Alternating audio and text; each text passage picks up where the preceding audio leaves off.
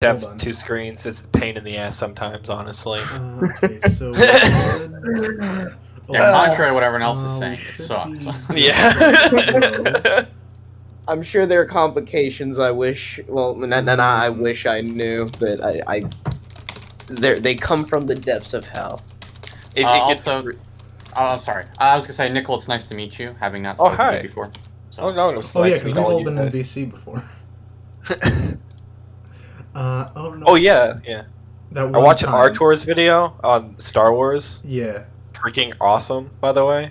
Thank I you. loved Thank it. you very much. Yeah, yeah. I agree. Okay, so hold on. I need to... On the Clone Wars, right? Yes. Yeah, Hold awesome. on, Thank I'm a you. little bit Yeah, retarded. no problem. I gotta go in here. YouTube Studio. Because it's unlisted right now. I always have my streams unlisted, just in case. So I gotta make it public.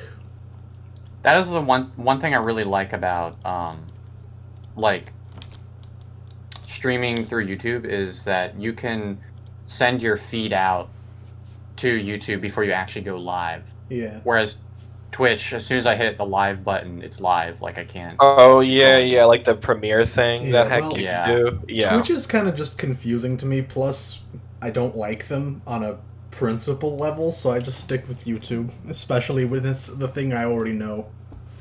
Yeah. They have their shady business practices, you know?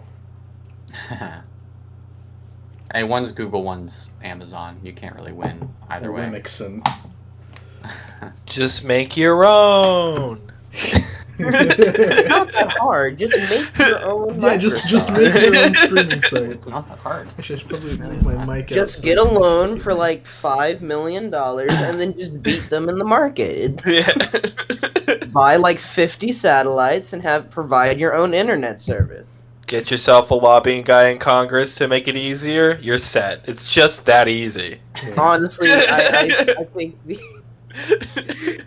millennials just be asking for too much these days. I agree. Alright, QC, do you still need help with setting up OBS? I got it to listen to the desktop now, but the problem is that my audio was spiking. I'll just be able to fix it in the background. But It's hey, just if for my nothing recording. else, we can go I ahead always and start the upload. stream. No, hey, if nothing else, I always upload these unlisted, so I'll just send you a link and you can. All right, that would be awesome. Yeah. I just went live on my channel. All right, cool. Hello, ArTorr people. People. What's up? It should send out It's- a notification. Oh, will this fuck it up if I check? I can just. It's check your on my boy phone. CreditQuarma. Oh shit! I should probably send one of your stream links to my Discord channel. Yeah, you probably should. Wait, you have one of those? What's up, guys? Scares here. How'd this guy get in here? Who invited him? Pretty much just nepotism. I mean, Yeah, we know a few people. Okay, anyway, hello to those people who have arrived. The screen you are seeing is literally just something I made in Paint.net in 5 minutes.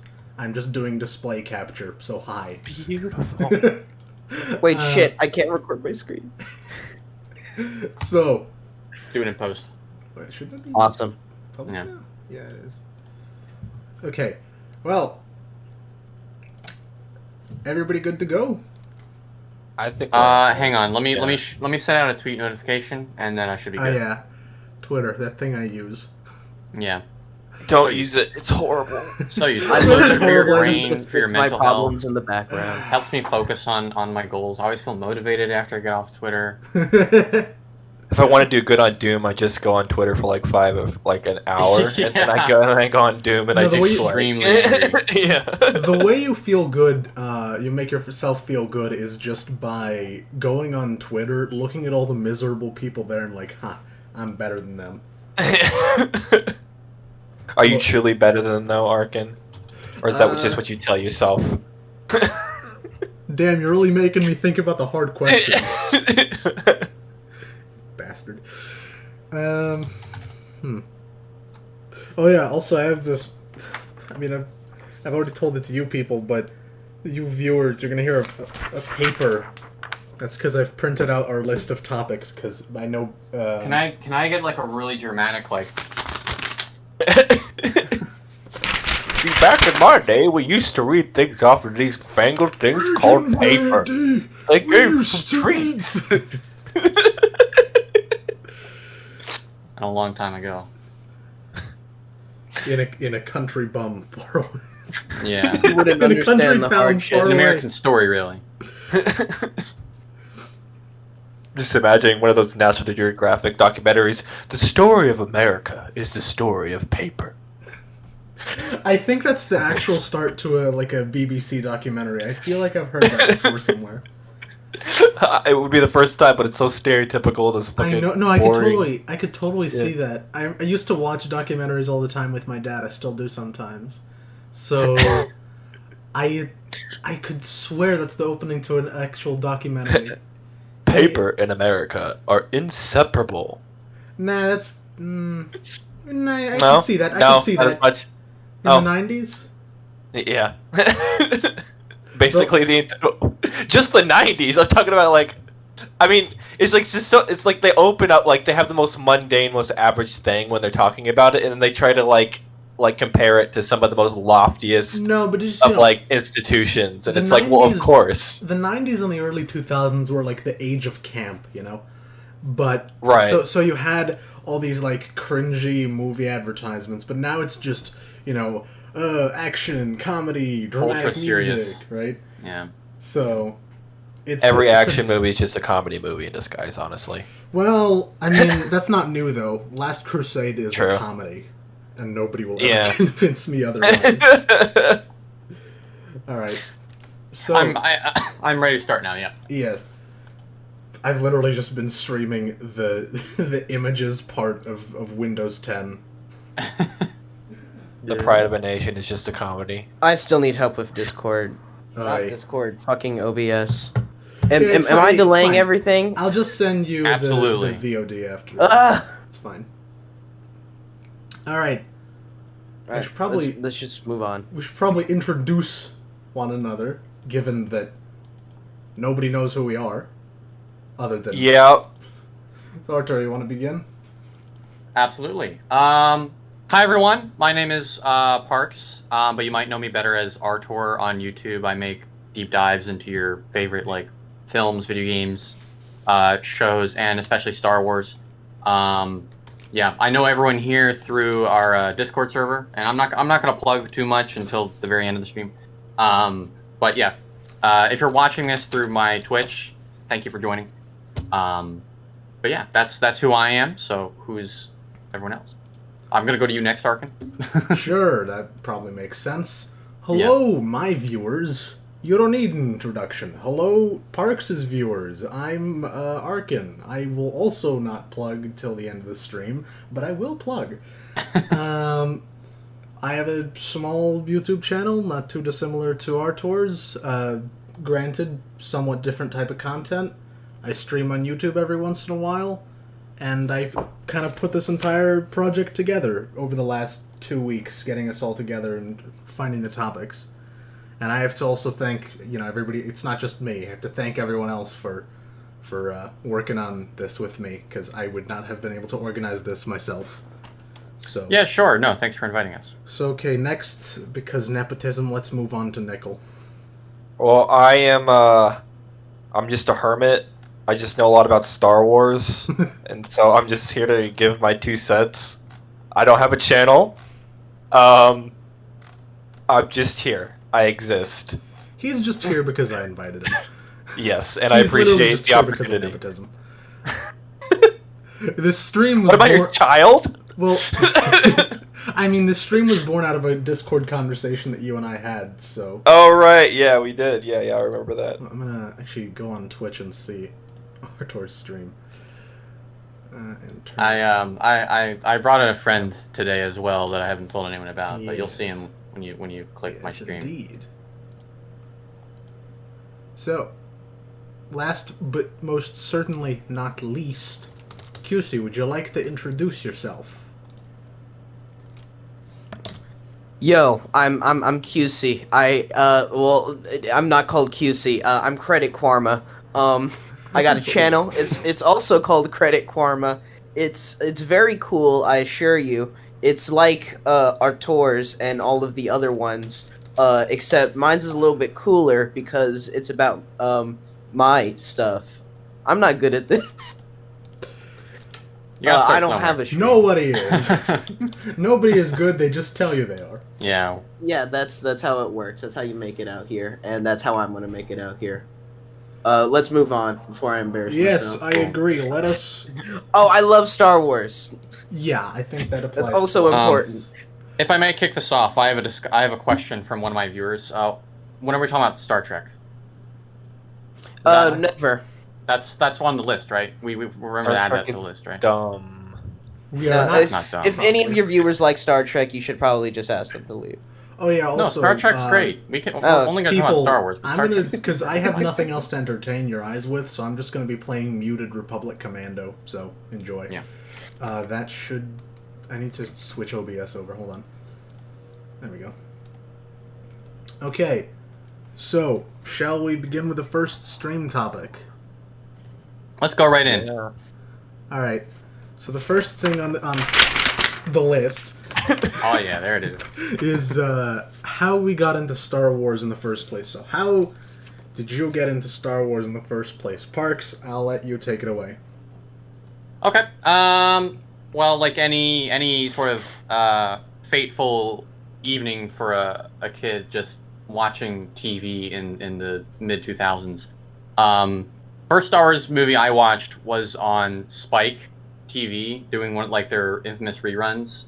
It was The Phantom Menace, and the first scene, the scene that was playing when my dad was flipping the channels and it landed on that was it was the Battle of Naboo with the Gungans and the battle droids. It was just starting, and I was like, oh my gosh, I've heard about Star Wars. My friends at school talk about this. My dad's like, okay, and I'll never forget.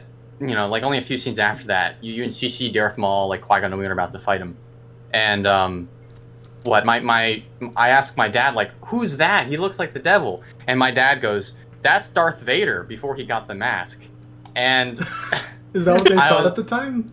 as a kid, I was like, no way! Wait, no. Before he got the mask, what happened to him? He's like, just watch, you'll see, and I was He so lied. confused when he got chopped in half. But yeah, from there, I just watched all the Attack of the Clones on Spike. Then that was the first weekend they're actually showing Revenge of the Sith on TV, which is cool. I didn't this was like understand anything that was 2005? happening.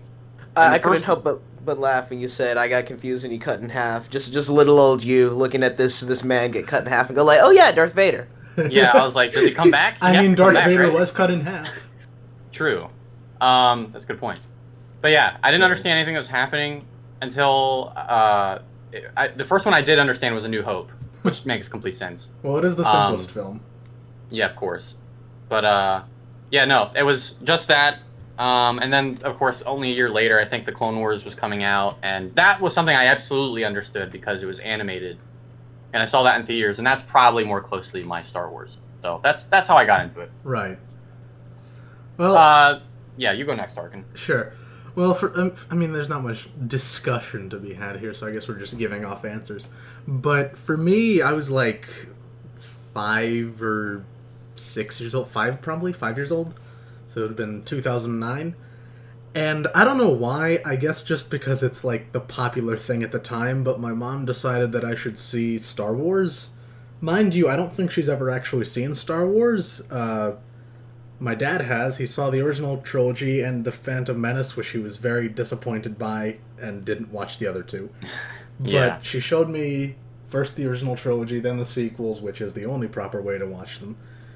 I really liked Star Wars for a couple years, and then, like little kids do, I forgot about it in a couple months.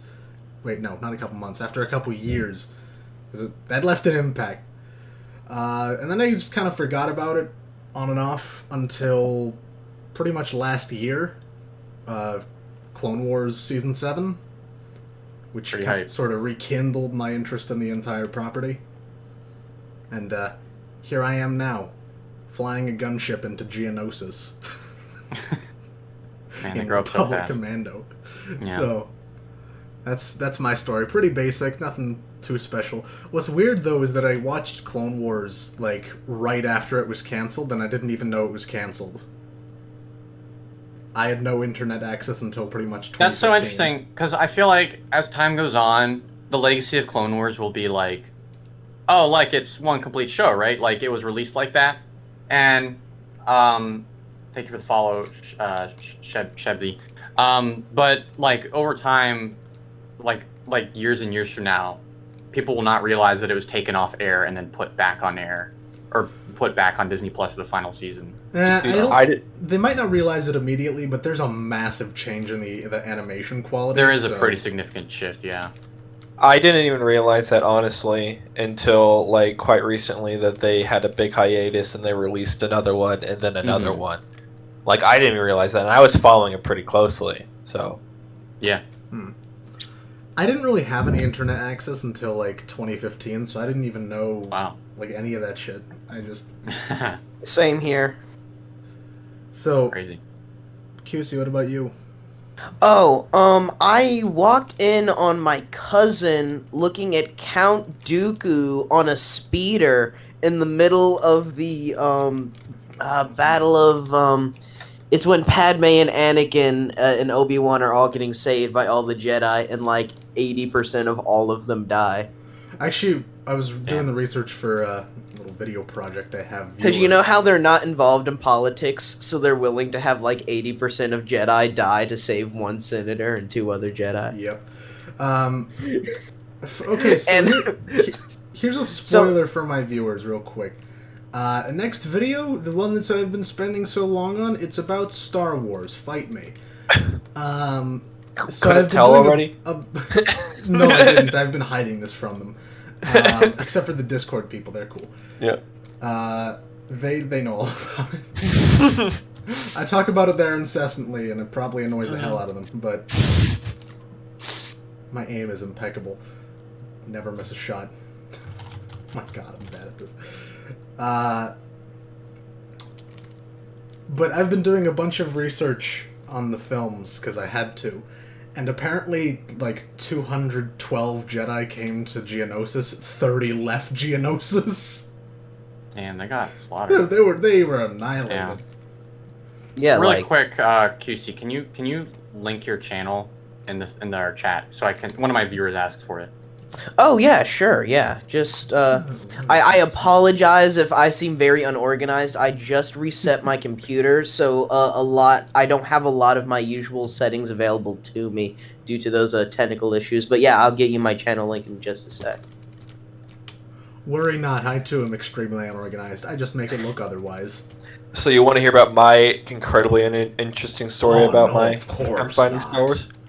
Yeah. My opinion does not matter. Let's be very clear. Let's hear it then, hey? Alright, so I was raiding my dad's VHS collection for some fun times, and I found a different kind of fun time. And it was a VHS TV recording of The Phantom Menace, and I popped it in to our old VHS player. And I hated the commercials, but I loved the movie so much that I just kept watching and I pushed through it. And I mean, that's basically how I started. Wait, do you mean like the previews at the beginning, or was it a TV recording? It was a straight up TV recording. Oh wow. Yeah, Classic. I don't know if we still have it. The quality was crap, but I mean, I loved it, so it didn't really matter to me. Yeah, for sure. And it's supposed to have VHS. It's interesting. It seems like everyone's sort of first touch with Star Wars was a prequel film. Mm-hmm. Except for me, for some reason. My parents didn't like the oh, prequels. true, yeah. Yeah. And I feel like that was George's plan with the prequels, wasn't it? I don't know, I still feel like the grab correct the way to watch kids. is chronologically, because then you really get the kind of the full intent of the story. Sure. Well, keep in mind, when we were in prime age for Star Wars, we were like, it was still the prequels were still popular, right? So I mean, mine was a VHS recording. I heard somebody else had something with like finding a movie or whatever. So I mean, that was prime time. I mean, I think it was like, at least for me, it was in between. When I first saw it, it was in between Attack of the Clones and Revenge of the Sith. So I mean, they were hyping it up. Well, I was born a year before Revenge of the Sith, so a bit of a different story with me. May I That's my ask? case. This inspired by someone in chat, Valley Bailey. When did everyone play Lego Star Wars? And Gosh. Yeah, when was the first time you played Lego Oh. Star Wars in contrast to when you first discovered Star Wars? Because for me, I had the complete saga on the Nintendo DS. This is a good. Literally, they ask good questions. Literally, Yeah. like a month after seeing Phantom Menace for the first time, and I was like, "Oh God, now I won't understand it even more because it's in Lego and they don't talk." But this is so fun. Ah. So foreshadowing to our to one of our future questions. My first Star Wars game, my favorite Star Wars game, was Lego Star Wars. It was Lego Star Wars 2 for the GameCube. Yep. And I love that thing. I probably played that, I think, maybe not very long after I found the Phantom Menace when I was that young. They got the remake coming out for all of the movies, and I am really looking forward to Skywalker that. Saga? Yes. I'm concerned for it, but I definitely expect to get it. Lego Star They Wars. can't mess it up too much, and even if they do, what can they butcher? Look, all I want is grunt. They man. can't. That's They all I can't make want. Rise of Skywalker any better. That's one thing. For That's sure. true. Yeah. Yeah. Well, actually, I be, think they can with grunts. They can make it more fun. They can make it like, more fun. enjoyable. Yeah, exactly. Yeah, With grunts, I think it would be a lot more fun than I am all the Sith. And That'd be- I am all the Jedi. What does that mean? Do a good Ray voice. Make an X with your sabers, Ray. He doesn't know what to do with that. It's the type of shit I did when I was 7 years old. That you need to learn. That's Form 7 that you need to learn in order to deflect For real. lightning attacks with a lightsaber. No, I for have real. not played any of the new Lego Star Wars games. The last Lego Star Wars game I played was after the complete saga, the Lego Star Wars: The Clone Wars, and after that, I didn't play a new one. But my relationship with Lego Star Wars, the complete saga, I actually played it on my DS, and my younger brother actually discovered this awesome glitch that really helped me understand how video games work. He discovered that you could do this with either Django or Boba Fett, but if you mash jump while also firing your gun with the jetpack, you actually had an infinite jump. You can actually get out of bounds by doing this. Oh, that's something you could also do in Fallen Order, where once you get the double jump, you can just spam slow and jump. Was I the one that showed you that trick, or No, you weren't. It was one of the reviewers. I don't remember who. Was it where you can Sixtoon? you jump and then you hit force slow and then you jump again? Yeah, you just double jump endlessly. If any of you are curious of doing this glitch, it's easier to do with Django because he has 2 shots from his gun, so it essentially gives you a larger window for that double jump. It was very fun and very neat because I was very young at the time, but didn't quite get how games worked. So once I realized, oh, you can literally like break games. It really just opened everything up. Yeah, it opened everything up for me. Yeah. So yeah, I love Star Wars. I love Lego Star Wars Complete Saga. I actually need to get that game again. I played that game before I even saw what episode 5 or 6 were. So in a way, I kind of got spoiled on episode 5 and 6 by just playing Lego Star Wars. Sounds fun. Lego In Star relation to Wars this question, I also want to ask. Oh. Sorry, just real quick. Yes.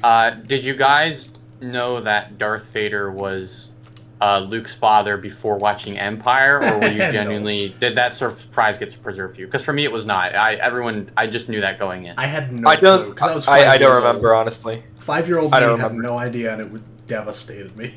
Probably. I don't know. I was 5 years old. I It's don't remember. it's kind of like how everyone knows that Bruce Wayne is Batman, even though Yeah. like you've never seen like material of him revealing that. Everyone just like kind of knows, I guess.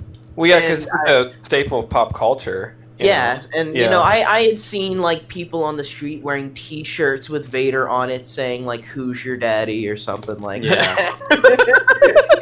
So I kind of figured that Luke was Vader's son, and yeah. So once that kind of came up, it was more experiencing the iconic scene than actually being shocked. Which I still feel like you could definitely respect the scene. Even when knowing that, but I guess the experience is somewhat muddied. but it doesn't really take away from it at the same time. In my opinion. Yeah. Like the generation that got that film had the I guess the blessing of going into that blind, and they've since ruined it for everyone else. Maybe the only thing is like, I feel like going into Infinity War, if you're a kid, you might know that Thanos snaps his fingers at the end or whatever, and that will be ruined for them. But maybe not in the same, because it's not, you can't quote that moment. Oh my gosh, the Marvel movies. We'll save that for the story. Yeah, we're gonna save that for later. We make me want to go into a hot take, but we really shouldn't. That's something we're gonna save for after I've watched any of the Marvel films. Have you I will. One? That's I impressive. have Disney Plus, so I will eventually. When we get to the sequels, I will talk all about the correlation between the Marvel movie and the sequels, because there's a strong correlation there. I agree. Yeah. So we'll get to that. I don't have 2 monitors, but I do have a tablet on which to monitor the chat, so I'm watching you fuckers. Someone's complaining about no sound from your Republic Commando gameplay. Yeah, well, it's either sound on this or sound from the lovely people who've decided to join me, so... I think it'd be great if Tamara Morrison was also part of the discussion, like, hear his voice as well. Let's restructure some architecture deltas. Yeah. Man, the voice lines in this, though. Should we move on to the next topic? What is that? Oh, well, actually, that's very, very pertinent. Your favorite Star Wars film. Oh. Wow. Shall I go first? Okay. I've debated this for a while. I'm gonna give the film snob answer here. Empire Strikes Back, without a doubt. I mean, I've rewatched every single one so many times. I think over the years I've come to like them all close to equally. Whereas when I was younger, I was more like, oh, the Attack of the Clones is terribly right. But now it's like I really don't care. But no, Empire for sure. That movie is just really magical for me. Well, I'm biased, of course, but I have a very controversial opinion. It's my controversial opinion is that though Empire is technically, not technically, I mean on a technical level, in terms of the cinematography and probably the music, and just the overall film quality, Empire is obviously the best film. But in terms of the story and therefore my personal enjoyment of it, Revenge of the Sith takes the cake. I mean... That's not too controversial. That's not a controversial opinion at all. Well, maybe not anymore, but it certainly was not long ago. Yeah. The controversial opinion would be like... if you had said that, like... Attack of the Clones. You might have been attacked by somebody after the stream. Yeah. No, Rise of Skywalker. The Star Wars gangs. Oh, my favorite Star Wars movie, hands down, has to be the Christmas special. Oh, that's a classic. That's where they introduce. It's so great. I've never seen it. I love it. I particularly like the scene where Chewbacca's dad looks at that hologram of that woman telling him how to cook. I mean, the constant groaning from Chewbacca, I can tell, is a political, socio-economical narrative on how the family operates, and it's just so deep that you just gotta really hone in on what those grunts to figure it out. Personally, I don't like how they promote gender roles, but let's not get too political. Sounds like a video waiting to happen. I want to hear more. In all seriousness, my favorite movie, I have thought about this, and I couldn't come down to a single one. It's probably either going to be A New Hope or The Revenge of the Sith, honestly. It's got to be one of those two.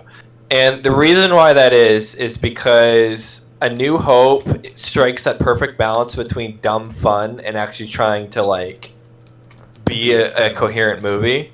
Which I think is when a movie really becomes popular and really gets the audience in. It's fun, but it doesn't take itself too seriously. But also, it does kind of take itself seriously. So I like that. And The Revenge of the Sith, because I watched The Revenge of the Sith knowing what was going to happen, and I remember, subtle plug to ArTorr's Clone Wars series, but his whole thing was he put it pretty poignantly I couldn't describe why, but after watching his stuff, I figured out why. Suspense is a huge thing. I mean, it draws people in, and because I knew what was going to happen with Anakin, I mean, I was just on the edge of my seat because as he said himself, I couldn't say it any better myself. You knew what was going to happen, but you were hoping it would not, and so I mean, I just liked that whole thing. Honestly, it was fun. Even now, even after knowing exactly what's going to happen and when it's going to happen, that suspense is still there. This is purely down to John Williams. It's not the acting, it's not the scenery, it's just John Williams. Padme Illuminations is a work of art. He will go down as one of the best composers of all time, like a Bach. There was this one video by Cosmonaut Variety Hour where he goes off on how John Williams carried the prequels, and there's literally this one scene where Anakin's just walking down a hallway, and the music is like absolutely killing it to just Hayden Christensen speed walking in bathrobes. I mean, have you ever heard General Grievous's theme? It's like this big dramatic operatic thing while he's just kind of walking down next to some separatists and coughing aggressively. It's the most mundane scene in the world, but it feels awesome. Yeah, honestly, I feel like... Yeah. I mean, I feel like I prefer, like, John Williams' older, like, 70s, 80s scoring more so than, like, anything he's made in the last 2 decades, because to me it just has... It's more bombastic and has a lot more personality. But to that end, Revenge of the Sith, I think, is my favorite Williams score, just because... Yeah, for sure. Maybe rivaled only by Raiders Lost Ark, but... John Williams on a bad day is still one of the greatest composers of all time. Oh, for sure. And like, hard agree.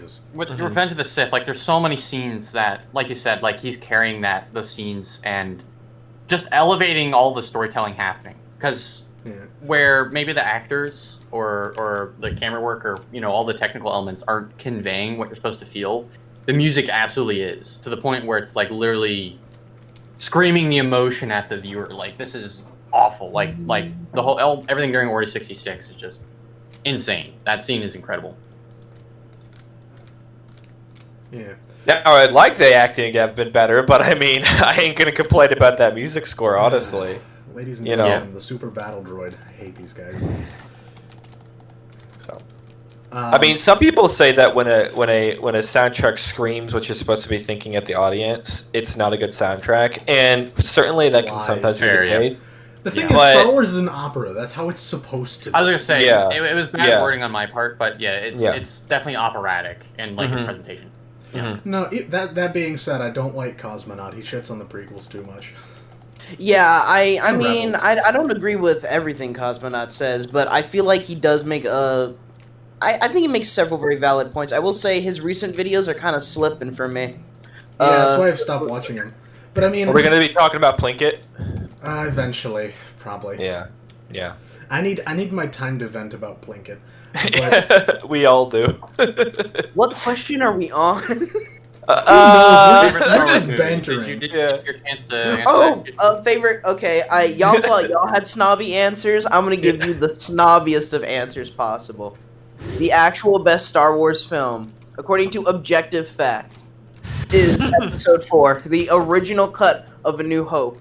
So, not A New Hope. Star Wars. The despecialized edition, yeah. No, not despecialized edition. The original. OG, not even A New Hope. What it was called, Star Wars. Yeah. Star Wars. That's the only good one. If you look at the remaster, if you own a remaster, I want you to take a hammer.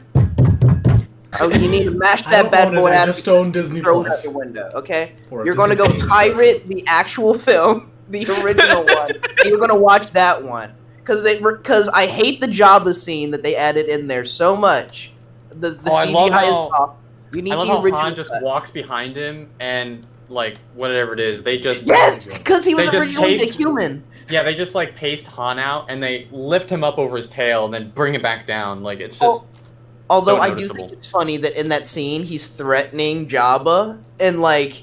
The power dynamic of just Han Solo stepping on Jabba's tail while saying, "I'll get you your money later," is kind of intimidating, but ultimately it was a very unnecessary scene because they literally made Greedo's dialogue based around you need to give Jabba his money in the previous scene, and then McClunky. They really didn't need to add all of that stuff. I mean, The original it's a cut good is line, the though. objectively best cut of that film. It's a fun line though. McClunky. It is a very fun line to say. I'll literally just say it for no reason. What, you don't like dinosaur butt in your face from the beginning of an opening shot? But yes, destroy all specialized editions. Well, no, okay, Oh, there's yeah. one good change. The in one special shot in the edition. special edition that always makes me like throw up my hands without fail is they're cruising into Mos Eisley on the land speeder, and then all of a sudden a dewback just walks. Yeah, in front of that's the what I'm camera. talking. Yeah, And I'm like, yeah, what the yeah. fuck? It's So there's so one good change in obnoxious. the special edition. Like, it's there's so one obnoxious. good change. There is the Hayden Christensen Anakin. That was the one good thing. Yeah, I mean that At kind of the makes end- sense. That's just continuity. Yeah. Yeah, I So like that that. I'm fine with, Yeah. but you know, Yeah. also not necessary. I don't need dinosaur butt in my face, thank you, please. Yeah. George Nor do I need Lucas. Geonosian Thanks, in my Lucas. face. Very cool. Disgusting. I think it's incredibly funny that for every time they special edition a thing, they just put the contrast up every time. Eventually, we're just gonna get like a completely bright white, like super duper uber schmooper special edition, and people won't even be able to read Star Wars. That also on the kind of cover. feels like what they're doing with the new, we're doing with the new films, right? Because Yeah. one thing I immediately noticed when I started watching Rise of Skywalker, mind you, I watched it a year after it was released. It took me that long to get myself to watch it.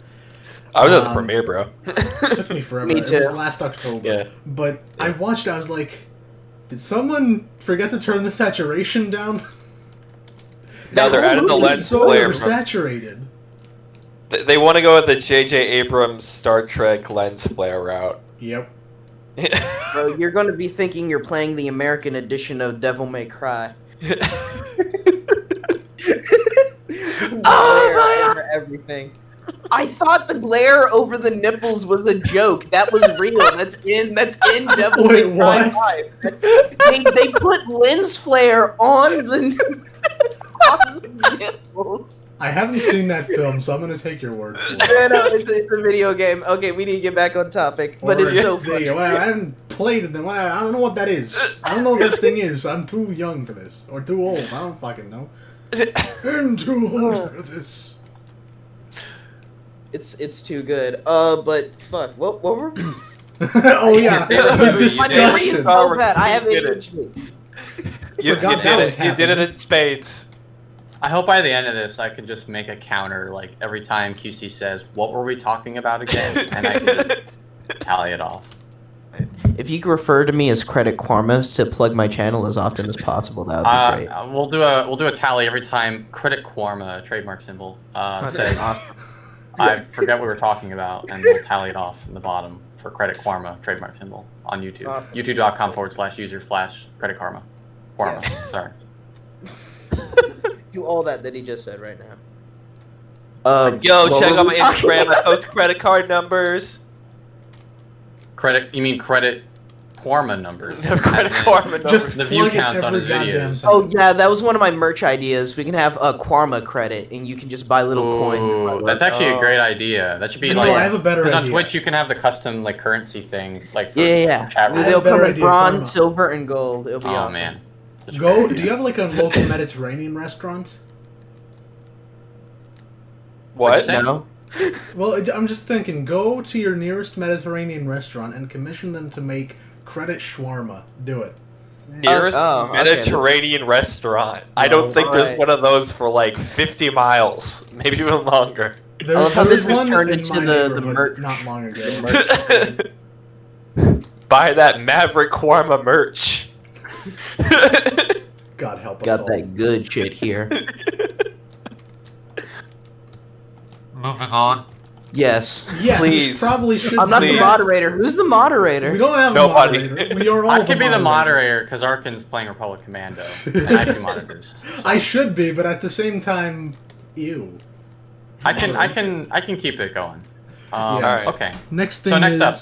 Yeah. Go ahead. So George Lucas has infamously said that Star Wars is for kids, and so the question is, what do you think of that statement?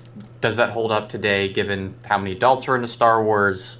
What's your take on when he says it's just for kids? I mean, all I need to do is point at the Pixar films, really. As in, like... You can have a film that's yeah. for kids that also works perfectly for adults. I might be shoving words in George's mouth here, but I feel like the reason he wanted to say Star Wars is for kids is because I feel like he definitely wanted kids to be attached to the films so that they could remain loyal and then furtherly understand the films once they got older. Because as we can notice today, that's clearly is what has happened. I don't think he intended it. I don't think it was part of his plan, per se, but I feel like the effects of that philosophy has definitely helped Star Wars stand strong like it has today. I'm sorry, Quarma, you just reminded me of that brilliant line from the Clone Wars. Loyalty means everything to the clone. Loyalty means everything. Good soldiers follow orders. 20 minutes later, yeah. So this is going to sound like a bit of a snobbish answer, but honestly, I think that the reason why he said that is because, I mean, when you take a look at Star Wars, just at face value, it's incredibly surface level, right? But like, I mean, and that's probably what it is. Star Wars, just Star Wars, is probably a kids movie. But delving deeper into Star Wars, actually looking at it and like watching it and looking at the deeper themes, it becomes more adult, but then it becomes like more than Star Wars, right? Like it becomes more of a thing for people who actually decide to go into it. So Star Wars at face value is for kids, but Star Wars is, as a whole, deeper, is something more, and it's not. It's something more than just for kids. So I mean, that's how I view it. I am inclined to agree. Yeah. Yeah, I'm mostly on the same page with that train of thought. Yeah. Because I feel like there's a interview with Dave Filoni, our Lord and Savior. I don't remember what the context was. I think it was about Rebels. But he was talking about how he'll like set up like certain themes in the show or a certain story in the show, and people always come at him with questions about what does it mean, and they have their own answers. And he says like they usually overthink it.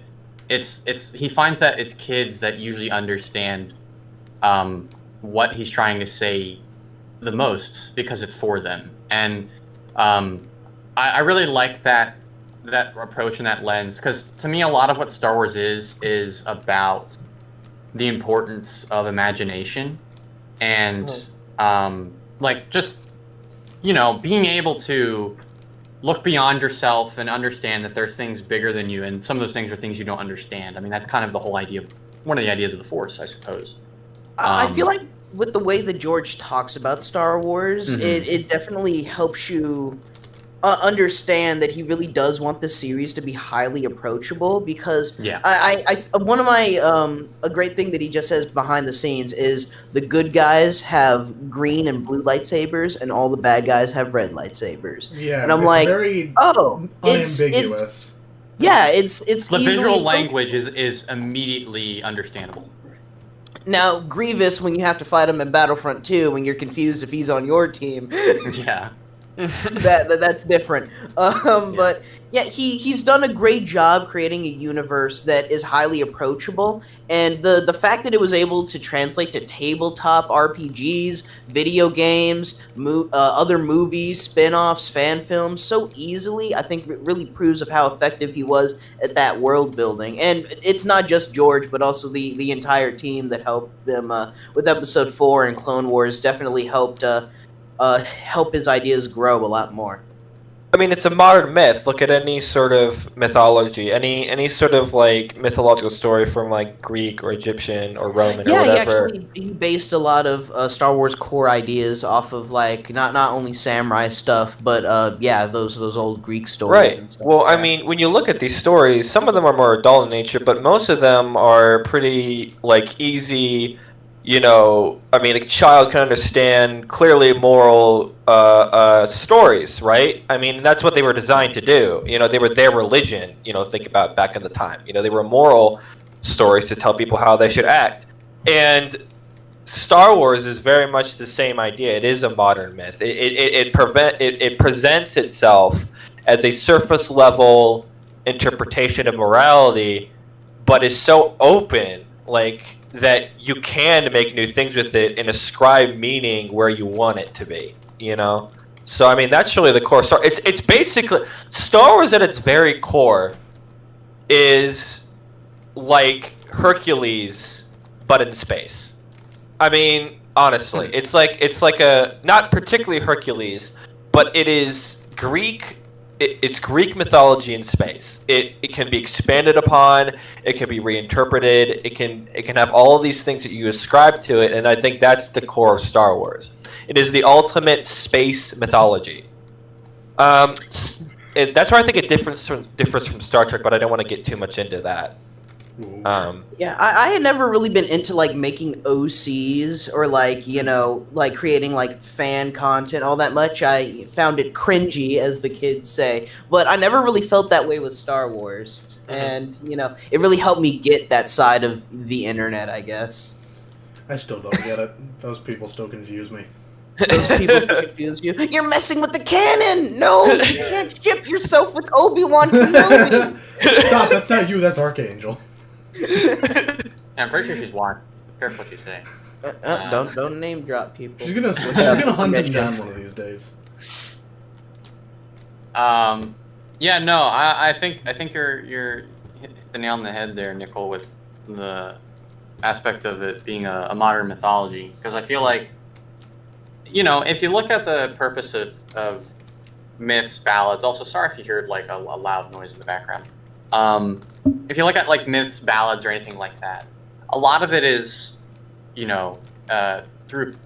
through generations of cultural tradition is something you tell your kids to sort of teach them morals or lessons or what have you, through the stories of other characters. And a really awesome thing about Star Wars, and just a testament to the Lucas's ability to sort of bring it all together, is that it's like sort of like the one-stop shop for all of these different mythologies to play out, kind of again and again with different characters and stories. And the great thing is that because it's rooted in those myths, it's really timeless. And so we can get new stories that are ultimately very similar to something we've already had. But they're able to still be accessible and like really enjoyable and have a meaningful message. It's an open source space adventure, honestly. I mean, if you're so Star Wars is anti-fascism. Does this mean that Brother George Lucas is actually a strong Antifa ally? No, we're not doing this. Stop right there. I joke. But do you? What if? Do you need it? I mean, but hear me out. No.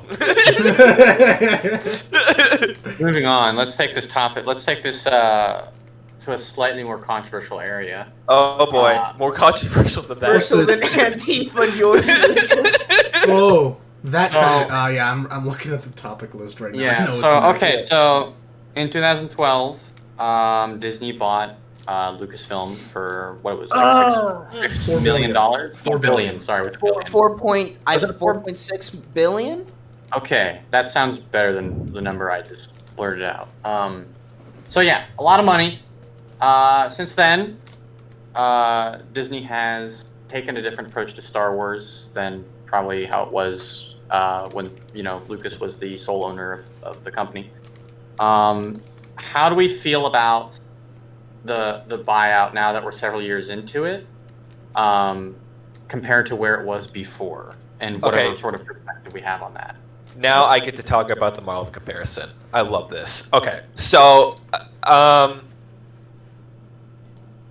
my opinion, before I get into that, is my overall opinion about the whole thing is that some people say it ruined it. I don't think so. I mean, you still got all that old content, and some of the stuff being produced now is actually kind of good. It's not all horrible. However, I think that Disney has a formula. They figured it out with Iron Man back in 2008. And outside of a few distinct films, they've been tacking that formula on. And it's that, you know how I said the big reasons why I like A New Hope is because it's fun, but it's also serious, and it knows when to be correct in tone, and when it doesn't have to be. The modern Disney movies don't know how to get their tone right, and so this is this issue with Marvel. Marvel could get away with this because Marvel comics have always been sort of, comedic and kind of cheeky. I'm not huge into comics, so I don't want to speak too much on that, but I know how those movies function because I was forced to watch a lot of them. And it seems like it was plainly evident in the Solo movie, but a lot of the sequels really come off as a Marvel movie with the Star Wars coat of paint. And one of the examples I give to people when they ask me what I mean is, one of the first scenes in The Force Awakens, the first sequel, is they're raiding that village, and they catch Poe, and they bring Poe over to Ren, and this is, this whole tone has been, murdering civilians. Everybody's dying. Poe's sending off the location or whatever. No spoilers. And then he gets caught, and it's a very, very solemn, serious tone. And he's brought in front, and he pops a joke. He literally insults the guy with the lightsaber, killing everybody, like in a way that would make no sense. Like, you could probably insult the guy, but this was insulting him in a joking manner that just made no sense. And Ren didn't even respond to it. He just kept on talking. It was such a tone break because he was asking where the transmitter was, and then Poe responds, "Well, I can't hear you with all that mask on," and it goes on for a long time, and then they try to force a joke out, a tone breaking joke, and it just came off as so forced. And that's. I want to cut it short because this isn't supposed to be a rant. I want other people to talk, but that's my issue with it. That sort of whole thing is my issue with the sequels and how Disney has handled Star Wars. That's actually kind of I'm done. That's something I kind of noticed with the Marvel influence, but it's not that. It's that they're starting to treat Force users as superheroes. And I really don't. Because what I really like about Jedi is that they're kind of considered obscure to a lot of people in the Star Wars universe. They're literally the equivalent of monks in our real world, pretending like monks have real superpowers. We know of them. We know that they are capable of things. We know that it's mostly spiritual. But I know even in the Star Wars universe, lightsaber dueling is considered a ritualistic practice. They'll literally go to schools and show their cool light sticks. The lightsabers aren't even considered effective weapons in universe because guess what? If you have a gun and you shoot someone with a sword, they're going down. And the only reason Jedi are effective with them is because they have the Force to predict the lightsaber blast. So their weapons are considered inefficient. Most people don't even know who they are, and they're literally just basically told, according to their religion, to not even use the powers that often. So, yeah, the Disney has definitely superhero-fied the Jedi to a degree, but I actually think that the reason that Lucasfilm even sold out to Disney in the first place was because of the perception of the prequels, and I felt like that they thought that joining up with Disney would give them that bounce back that they needed. Because I know that George Lucas was working on a script for the sequels, but when he was taking too long, Disney decided to step in instead. And instead of making a script, they just threw JJ in there and said, "Go, my child." And he screwed up a few things, but I'll go into a rant for that later. JJ is all over the whole sequels. JJ is like, when he made a movie, like when JJ makes a movie, you know he made a movie because I mean his movies are always, they're always just like subtle remakes of what he's. I mean I mean to me it only seems like he actually does movies that are remakes or reboots, and when he does that he parrots what they're trying to remake. The Force Awakens is A New Hope. The Last Jedi is The Empire Strikes Back. And The Rise of Skywalker is a really, really, really, really, really crappy version of Return of the Jedi. Well, I mean, honestly. No, but with the superheroes thing, I've been watching a bunch of the Clone Wars featurettes just to get some content for the video. And if I had $1 for each time they said Jedi aren't superheroes in those featurettes, I'd probably have enough dollars to buy like a Starbucks lunch, which is quite a lot of money. So, you know, it's a very important thing in Star Wars. The Jedi aren't supposed to be superheroes. They have powers, they're strong, they have, you know, their heightened senses, but they aren't superheroes. They aren't invincible. They're very, very vincible. They're very, you know, defeatable with the right weapons, with the right tools. Meanwhile, you have Palpatine out here shooting an entire lightning storm at the end of Rise of Skywalker. And then immediately when fighting Rey, he's like, ooh, let me dial that back a bit. It's ridiculous. It, you know, it doesn't, it's incongruent with what Star Wars is meant to be. It's not a light show. It's like it's supposed to create stories and character development that people can latch on to, relate to, and expand upon. That's the essence of Star Wars. And people just shooting lightning at each other or blowing things up for like 90 minutes. It's like, I mean, you know, we can. I mean, what are we supposed to? I mean, each Star Wars movie brought something new to the lore, brought something new to the table that can be expanded upon. Even The Phantom Menace, one of the most lambasted movies, brought in the idea of a political government, which has been integral to any new Star Wars content since it was released. I mean, it expanded on something.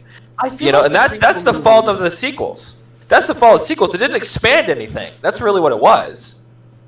I definitely agree with that. Yeah. By the way, I just noticed my friend Fredo Rockwell in the chat, so hello, Fredo. How you doing? I'm gonna push back a little bit on some of what you guys are saying. I mostly agree, though I think my sort of take on some of the decisions in the sequels are come from a slightly different place. Okay. I wouldn't. I mean, I see what you guys are saying by them being superheroes, but to be fair, They are strong in the universe. Like, they probably Well, I was are the only gonna- closest thing to heroes. I was only going to say, really, the only examples we have in the films are Rey, Kylo, and Palpatine. And Palpatine, being the way he brought him back, you know, being super powerful. You know, Rey is one thing by itself that, you know, I think they maybe there's go a bit too far with her powers. I do agree with that. And especially in The Rise of Skywalker, with the Force healing and everything. I personally feel like, you know, if a Jedi has a strong connection to the Force, or someone has a strong connection to the Force, they don't really need to, like, train to get better. They don't need to, like, learn specific skills. You know, that's an idea where it's like, if it's like a video game, they would learn specific skills. Really, it just depends on their connection to the Force. If it's as strong as it can be, they can do virtually anything. And of course, there's a little bit of like midichlorians in there that, you know, can or can't be ignored depending on the story. We got a discussion for that. For sure. I think I was gonna say, I most of the time, to me, it's definitely like an executive-driven decision where they're like, you know, wouldn't it be cool if a Jedi did this in the film? Wouldn't it be cool if a Jedi did this because this would look cool, this would sell toys? And I do think it does introduce a few new things to the material. I think, you know, as much as I don't really like Rise of Skywalker personally, the idea of a Force dyad is kind of interesting. I would actually agree. Force yeah. dyads are one of the cooler ideas introduced by the sequels. And they should have explored it more.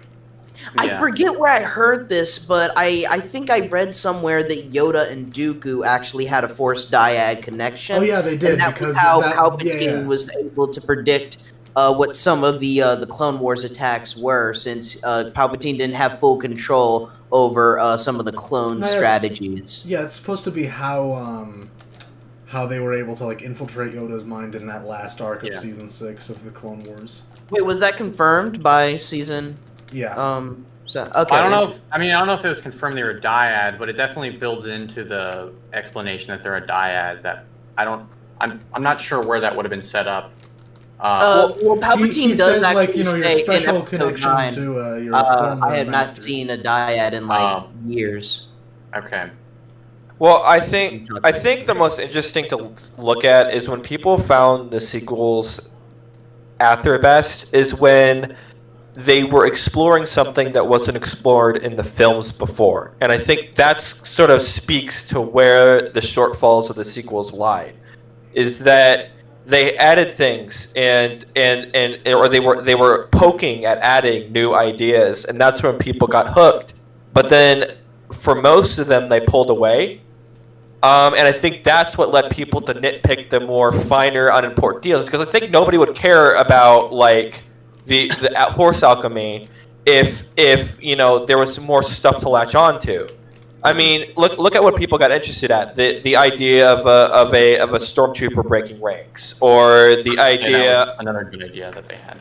Yeah, or the idea of actually being coerced by the dark side, or vice versa. Kylo being actually coerced by the dark side. Interesting ideas. The problem is that they really suck at delivering them, and that's the problem. They didn't want to take risks. Director.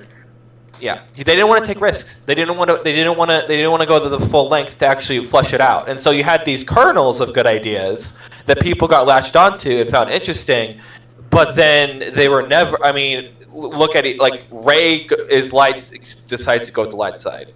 Kylo does turn over at the end, and that was a very compelling thing. I don't think they pulled it off as well as they could have, but I mean they did.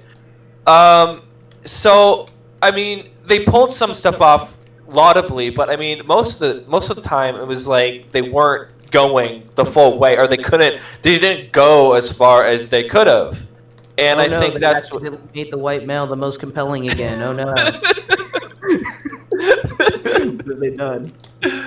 So I mean that's my whole issue with the sequels, is that everything that people have been launching at it, I mean the petty stuff could have been completely forgivable if they ended up actually adding something interesting, and they didn't. And so it's a problem with JJ, because JJ does not like to take risk. He's the no risk director. When a company wants a big return on investment and little risk, they call it JJ. I mean, well, he utterly failed with Rise of Skywalker. Who actually went to see that other than the like million YouTube reviewers? I actually do think that YouTubers be fueling the entertainment industry these days with their "don't watch this movie, ignore the fact that I paid to go see the movie, but don't see it, guys," and then that's actually something I've been really annoyed with recently. Is that people seem to be in their entertainment, they're not looking for what's good, they're actively looking for what's bad so that they can shit on it and look cool. Honestly, it's generally just a big problem with our entertainment, where people are so cynical and are so obsessed with being cynical that instead of trying to look for the good qualities in a film or a show or a game, they look for what they can criticize. Well, I mean, it's laudable. It's seen as a good thing to like not go out and even try the media at all. It's like it's somehow seen if you even like spend your money on even trying the product yourself, it's seen as some like slight to the community that you would dare give them money when they have transgressed against the property. When I'm thinking, wait a second, I mean, if I'm going to form an opinion about this, because media is ultimately subjective, I should absolutely go out and pay for the product to see it and criticize them if it needs to be criticized. I mean, I don't want to ascribe malice where malice is not due and say the reason why they do this is they want more people to view their videos by saying, oh, don't go out, just look at my video. Yeah. I don't want to ascribe malice there, but I mean, some of them might be doing it, but again, it all comes down to the fact that you should... a subconscious thing, I think. Yeah. So yeah. it looks like we're all in agreement that Disney, their shitty directing and recent business practices have definitely ruined Star Wars' reputation to a degree. But To it a can be degree, fixed I don't by, think they by our man absolutely- Dave Filoni. I think my take on this is a little more complicated.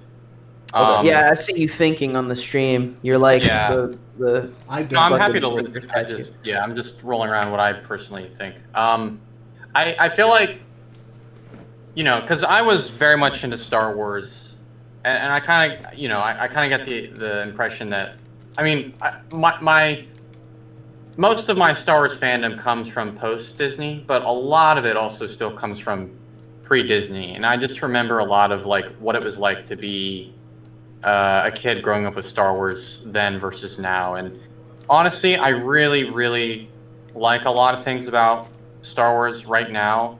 I think, We're in I mean- an unspoken Star Wars renaissance, honestly. Fallen Order, Mandalorian, Clone Wars. Yeah, season for Yeah. sure. one, And Bad the thing Batch is, now. it's- Yeah, there's like a lot to dive into there. it took them a few years to get to this point for sure. They kind of went head in first with a new trilogy because, that was something that, Lucas had talked about off and on for a long time. And I remember when they announced that, and 12-year-old me was like, oh, I don't want any more Star Wars movies. You're going to ruin the saga if you add any more to it. And in a sense, that's, you could totally see that as being right. true. Yeah. But also, it was very exciting going into Force Awakens, just like, oh my God, like, this is an event, like, I don't know what's going to happen. A character could live or die. And of course, there's, you walk out of that movie, Han Solo's dead, and Force Kylo Awakens Ren. came out in a time where I was in a mood to binge Star Wars content again. It really came out, and I would say a very great time for at least me personally. Yeah. Yeah. The other thing to consider about Star Wars right now, though, is that it is rooted. Star Wars as it was introduced was rooted in its time of the 70s, and symptomatic of having a film like every 3 years. And when you were waiting, you played the soundtrack, you bought action figures, you read comics, and it's still like that now, except you don't have to wait 3 years. You have to wait a few months. Like we just finished Mandalorian season 2, and the Bad Batch starts next week. And It's gonna be a fun week. we live in a mass consumption era because the demand has increased largely because of the internet. We have instant Wasn't there a access to director that said we shouldn't call films content because that mitigates the meaning of film? Yeah, that was Yeah. the point going around. And so, yeah, like everything is like we consume things a lot faster, and you could say that's even accelerated even more during the pandemic because we've all, largely been quarantined and we have all this free time, so we just keep consuming things. And because we're consuming so many things so rapidly, we're not spending time really thinking about and digesting each of those things we watch, which perpetuates a problem where, well, like you guys are complaining about with, certain YouTubers just going in, having a take, dipping out. Everyone wants to go in, they want to have the take and leave and not devote any more thought to it other than what their first impression was. When really, everyone's trying to put a lot of thought into these things that come out. It's just we've been so conditioned not to do that. So by having Star Wars exist today, it is again symptomatic of the time we are now. But because people have such I'd say almost like they have like a certain security with Star Wars. Like it's an escape for them. It's something that reminds them of their childhood. It's very important to them how it's handled. And when it's not handled in a way that their kid brain would like, that's where they tend to, be a little more, critical. Ironically, that was the whole point of The Last Jedi, was to let go, and to Let the challenge past everything. die. I feel like He's they just could have screaming done the that message in a at you. much better way. Yeah. Do we want to move on to the next question so that we can get to that sooner? Yeah. That'd be a good But idea. before- Also, quick question though. I got a message from someone. Twi'leks or humans? What? Where'd you- Twi'leks or humans? I'm unfamiliar with this Always on the term. side of aliens in Star Wars. If I was in Star Wars, I'd want to be an alien. So, personally. Oh, who would you actually go out with? That was the question. Would you rather go out with a human or a Twi'lek? Wrong I don't know answer. what a Twi'lek is. It's I'm unfamiliar with the term. It's I the just tail googled heads. it. It seems to be I'm getting images of a pony from My Little Pony. Oh, I see. That is the race of that tailheads. alien. I don't know. The whole hair get is off in your flesh head. thing kind of disturbs me. I would feel uncomfortable with that. I don't know. I could dig into. I dig it. I dig it honestly. I could see that. I Yeah. don't like it. I don't like it. That's gonna be a no for me. This pony, on the other hand, I joke. But do What's you the big really? question? ArTorr, by the They way, I do heard have that. telepathy Ayla with Sakura, it. absolutely. I get exactly where you're coming from, man. Yeah. I'll try anything you want. No, I'm with you guys. I'm with you guys absolutely. But there's also just one more thing I wanted to say with the movie reviews. I never watched any of the Rise of Skywalker reviews until I saw the film, and so I got to form my own horrible opinion about it. Mhm. And it's an experience I recommend for everyone. Don't watch reviews until after you've seen the film. Oh, I was at Disney World at the time that the movie released. We were able to get spots. I don't know how that happened, but we were able to get a couple of seats. That was actually pretty cool. Mm. So maybe my opinion was a little bit shifted at the time of watching it because I was at Disney World and I got to see it at Disney. But I mean, looking back on it, I didn't like that movie very much. No, Honestly. but, you know, like The Last Yeah. Jedi, I watched a million reviews before I watched the actual film. And then I finally got around to watching it, and I was like, huh, this actually isn't so bad. Yeah, that So I works. guess on the Yeah. one hand, it kind of lowers your expectations to the point where you enjoy it more. I guess Yeah, I mean, I've noticed that a lot of people who watch those, like, honest trailers or, what was it, CinemaSins stuff, they don't actually go out and watch the movie. Like, that was Yeah, watching I've the movie for known them. people who yeah, do it's that. painfully Yeah. They don't watch obvious. the movie. Yeah. Like, oh, I saw the honest trailers, every movie's crap. I mean, that's what forms their opinion, right? And people are like, well, I mean, it's just comedy, right? You know, you're not supposed to... I mean, but you fail to realize that that's not how some people operate. There's like a subconscious thing that happens. It's like, Oh my well, this guy is coming at me with all these, like... I'm dying. I mean, the problem is that it probably used to come off as comedic, but now, because every single film reviewer on YouTube just nitpicks anyway, the nitpick comedy of those kind of things, right? They are just another review, right? And that's horrible, right? Because if you're looking at like a comedy, like purposely negative video as a review, of course you're going to think everything's crap, and you're not going to go see anything yourself. You know? Yeah. That's just my kind of opinion getting on into one of our later topics about Yeah. The Star Wars community and how shit they can Mhm, be sometimes. Next topic? Yes, I Uh, agree. We no, have been on this your way too favorite- long. Oh, okay. This is. That's alright, that pertinent was to that was what a I'm dense topic. We had a lot to talk about with Yeah. that. Yeah. So, favorite Star Wars video game? doing. This is pertinent to what I'm doing right now. I'll be honest, I haven't played too many. The only Star Wars video games I have played is Battlefront 2, Fallen Order, and the best Star Wars video game, Lego Star Wars: The Complete Saga. I haven't played Complete Saga in a long time, but as But, a result, I I'd say think- classic Battlefront. But if I played Complete Saga, that would probably be my first place. I'm not sure if I 100% like the Lego game the most. I will say that like it's a really good comfort game. Like if you just want to chill the fuck out and play that. But like if I had to like objectively choose my favorite of the games, I would probably say Battlefront 2. I really like the graphics are really pretty. I really like the immersion. I never used the first person option, but I've always loved that they had a first and third person option for those who want to feel more immersed. I just love running through the trenches as a shitty stormtrooper, hearing the explosions behind me, and then Darth Maul is rolling up, and I'm like, holy Sector's shit, not now I'm clear. fighting alongside Darth Maul as a stormtrooper. Oh, but you This see, doesn't make I'm sense. talking about classic Battlefront 2005. Yeah, but I'm saying I like Battlefront too. The EA one. Dice Front, yeah. It's pretty. It definitely, I mean, the graphical fidelity is kind of amazing, except the Clone Trooper armor is shiny, and I hate that.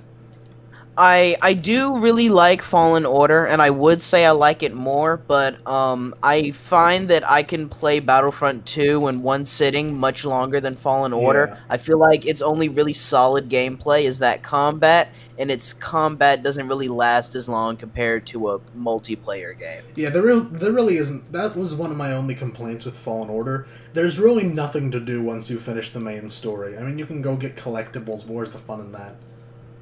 It would be really cool to fight other players in Battlefront. I'm making it sound like I'm a multiplayer gamer, but I'm normally not. I normally really like playing single-player games, but I feel same like here. the problem with Fallen Order and its longevity is definitely, once you've played the story, that's really all you can do. Most games that have a single-player mode do have a multiplayer mode for more fun stuff, but it really feels like once you've memorized all the enemy patterns and you've experienced that story, there's really nothing else to do, and I Well, feel no, like that's that's, a strength of multiplayer That's kind of games. something That I was thinking about when I was playing through Fallen Order. I was thinking, like, this game is already halfway to being Star Wars Shadow of Mordor, so why not add in the side quests from Shadow of Mordor? That would give you so much more stuff to do. Well, you have to keep in mind that, I mean, you have to look at the environment surrounding this game for Fallen Order, and then you realize what actually happened here. So what happened here is that this was after the Star Wars Battlefront 2 debacle with the loot boxes, and the burn that EA was getting from that. And the backlash caused them to start experimenting a little bit with single-player games as a sort of, like, maybe this game service idea is not good for everyone, let's try some experiments. And so they had two things that they did. They did the squadrons, and they did Fallen Order. And they released these. And they did very well. And thankfully, because they did very well, they actually put a pause on some live service Star Wars games to work on some single-player games, because they did so well. And so once you realize that they were experiments and pushing their toes back into the water of single-player games, you then begin to realize why the game didn't have any DLC or was basically a product in and of itself and not had a lot of extra content. So that's how I understand the whole Fallen Order situation. It's a good game. I love it. I'm playing through it right now for the first time, and I mean, I can't get enough of it. But I mean, that's what you got to think about. EA was on that live service, and I think they still are on that live service train for years, and they didn't want to create a single player game. Only when they had significant backlash and they were losing sales, they finally were like, okay, we need to try something different. I don't mean to sound like a downer, but I am noticing that other than the first question of how did we get into Star Wars, we've done nothing but complain about Star Wars. That's true. Do you think that Star Wars fans have a bitching problem? Oh, we'll get to that. We'll get to that before we move on. Topic. Yeah. If we're talking about Star Wars, that is the entire topic. Light thing here. My favorite game, as I already said before, was Lego Star Wars. However, I got two others that are just like equal standing. I loved, and I still to this day love, the Star Wars MMO, the Star Wars The Old Republic. I know that not a lot of people like that. I love that game. I have been going back to that game on and off since that thing was released. Like, Yep. I can't stop. Like, I'll probably like put myself on hiatus for like a few months or longer, but I will always come back and I will play it because I love that game to death. And it's still got a community. Dude. It's still got a thriving base. I love it. Rogue Squadron, the older one. That's a game I loved. I played that back on the GameCube. The GameCube version is the hands down the best version. I loved it. Can't get my hands on it anymore because I don't have it anymore. But I mean, I love that game. But Star Wars: The Old Republic is one of my it's one of my favorite games. And I know they're probably going to shut it down eventually. Hopefully, people will put up community servers like they have or try to with Club Penguin and some other MMOs. Because I just love that game so much. Yeah, I'm pretty much right there with you with SWTOR. Yeah. I mean, having played that game since it came out on launch. It's definitely been a roller coaster over the years because there are definitely times where I was like, I hate this game, but I always come back to it, and it's just amazing. Like I'm jealous of the new player who plays that game today because it's literally like unlimited, really high quality content. Honestly. Yeah, and I mean, the story goes on for hours. It's great. Yeah, and Wait, what's that Star Wars multiplayer game? The Knights of the Old. Yeah, it was the MMO version of that. Yeah. Yeah. You can play as a temple guard in that. Temple guards are cool. Well, kind of. You can play as a Jedi Guardian, and you can have a double-bladed lightsaber. Or you would be a Jedi Shadow, and they have a double-bladed lightsaber. And honestly, you'd really like that game. The PvP in it is actually like that. The meta is really intense. I recommend SWTOR to anybody. Like, I'll be honest. The one weakest thing games. about I know I need to, but I haven't. The weakest thing about EA's Star Wars Battlefront 2 is that it really feels like the combat meta is dash behind them and slash them in the back. And it just feels like you're playing Kylo Ren at the end of Episode 7 against Finn the entire time. That's a pretty good comparison. And what game is this? Battlefront? Yeah, but Battlefront, because you get more damage for slashing people in the back, but everyone knows how to block and parry unless they don't. So if they do know how to block and parry, then it's just a game of get behind them and slash them, but they're trying to do the same thing. So it literally just feels like you're trying to tickle each other's spines the entire time. It's juvenile. No kidding. I was talking with Arkin the other day about the original Battlefront, and if there was people still playing that, the arcadey, like Star Wars Battlefront, the You know what? Yeah, I take back what I said. In OG Battlefront, you can ride a tauntaun as Darth Vader. I know. That's one of the main things. Like, Battlefront 2017, since 2017, has went from total shit to pretty good. But there's still major problems with it. Like, you can't just get in and get out of vehicles. You have to spawn into them, and then when you leave them, they literally explode. Other than like a couple of animals. It's that's kind of just showing where that game came from. There's no co-op in vehicles. You're stuck in there on your own, and once you're out, you're out. There's no getting back in. You're out.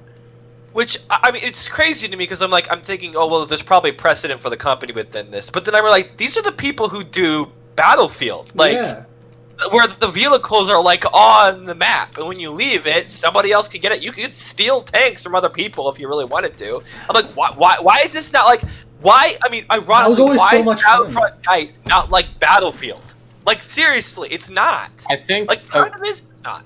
Yeah, no, I think a big reason. I mean, yeah, for sure. Like, if you look at classic Battlefront and Battlefield over time, like they're extremely similar as they're supposed to be. As was Pandemic's intentions when they made that game. I think now, like in terms of them trying to differentiate Battlefront from like Battlefield, even in like really several small ways, comes down to shareholders and them wanting to show shareholders like, hey, look. The games are different.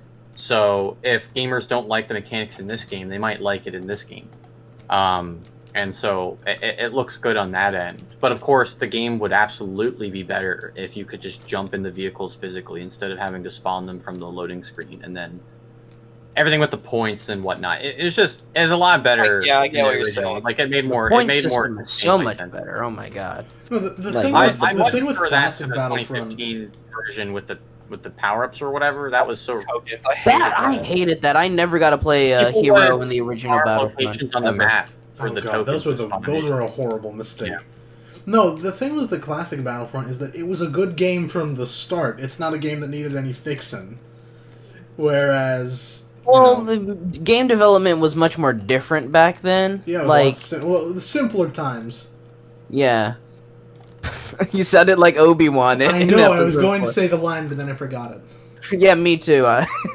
Simple weapon.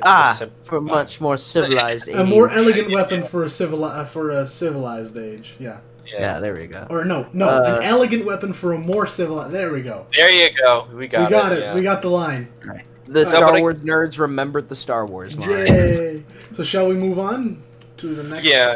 Because we've been going for like an hour already. I don't know if you noticed a little bit. I only got Oh yeah, really... sorry about Yeah. that. No, that's all right. I was We may need to do a part 2 to this stream to actually finish it. So my favorite games, definitely KOTOR, Knights of the Republic. It's a super old game, so I'm kind of happy they're remaking it or doing a follow-up or however that's being handled. But that game is fucking spectacular. If anyone ever gets the chance to play it, highly recommend. It's on mobile, actually. Like, you can get on the App Store. It's it plays great on your free phone. nowadays, isn't it? That's SWTOR. Oh. Knights of the Old Republic, you still have to pay. But it's really cheap still. I mean, heck, on the May the 4th sale on Steam right now, you can probably get it for like $3. Oh yeah, I can totally get that. KOTOR 2 is also Geonosis really, just really flew good. into That my one... laser. What'd you say? I'm playing Republic Commando. I'm in the Valley of Death on Geonosis, and Geonosian just flew into my laser. Beautiful. I saw that. You got there quickly. KOTOR 2, also really amazing. That's, I mean, knowing you guys, I'd love to hear any of your thoughts on the story in that game. To me, that is the best written story in Star Wars just ever. It's so good. Hot take on that. The original, the KOTOR 1, KOTOR 2. I have tried my damnedest to play that game, but it shows its age. Like, absolutely, yeah. I try to get into it. I really do, and I'm like, I love the story, I love the characters, but like the visuals, how you actually attack, all that kind of stuff, that's what prevents me from sticking with it. And if like I've been waiting for a remaster, because if they remastered that game with like updated graphics and with updated like combat, I would totally play the shit out of that game. I have not played many Star Wars games. I haven't even played like the what's it called? The one with Starkiller in it. Force Unleashed. Yeah, that one was good. Yeah, but I can't even play the first BioShock game because of how dated some of the controls are. So I definitely relate when it comes to some games dating somewhat. But yeah, I'm not familiar with the story of that game. Forgive the visuals, because I've done that for other games in the past. I mean, Gary's Mod is a game that looks like crap, but I have 1,000 hours in that thing. True, yeah. I think remasters are definitely great for helping people get back into classic games. Yeah. And, if the original creators are involved, they can even iron out or help present their original vision much better with improved visuals and a second chance to relook at their old story. I still haven't finished Origins for the same reason. A lot of old BioWare games are D&D like, and as much as I can appreciate that and appreciate the people who enjoy that, I totally get it. Mm-hmm. It's just not for me.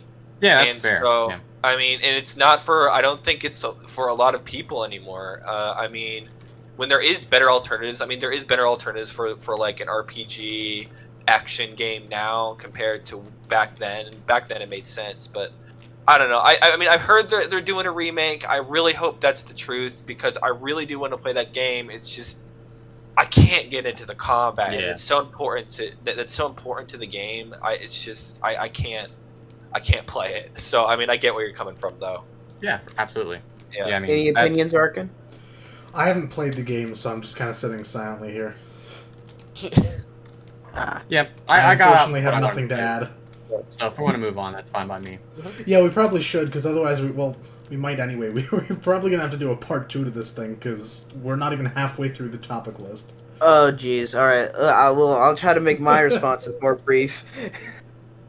Nah, it's fine. So yeah, next topic is what is the best Clone Wars episode and/or your personal favorite?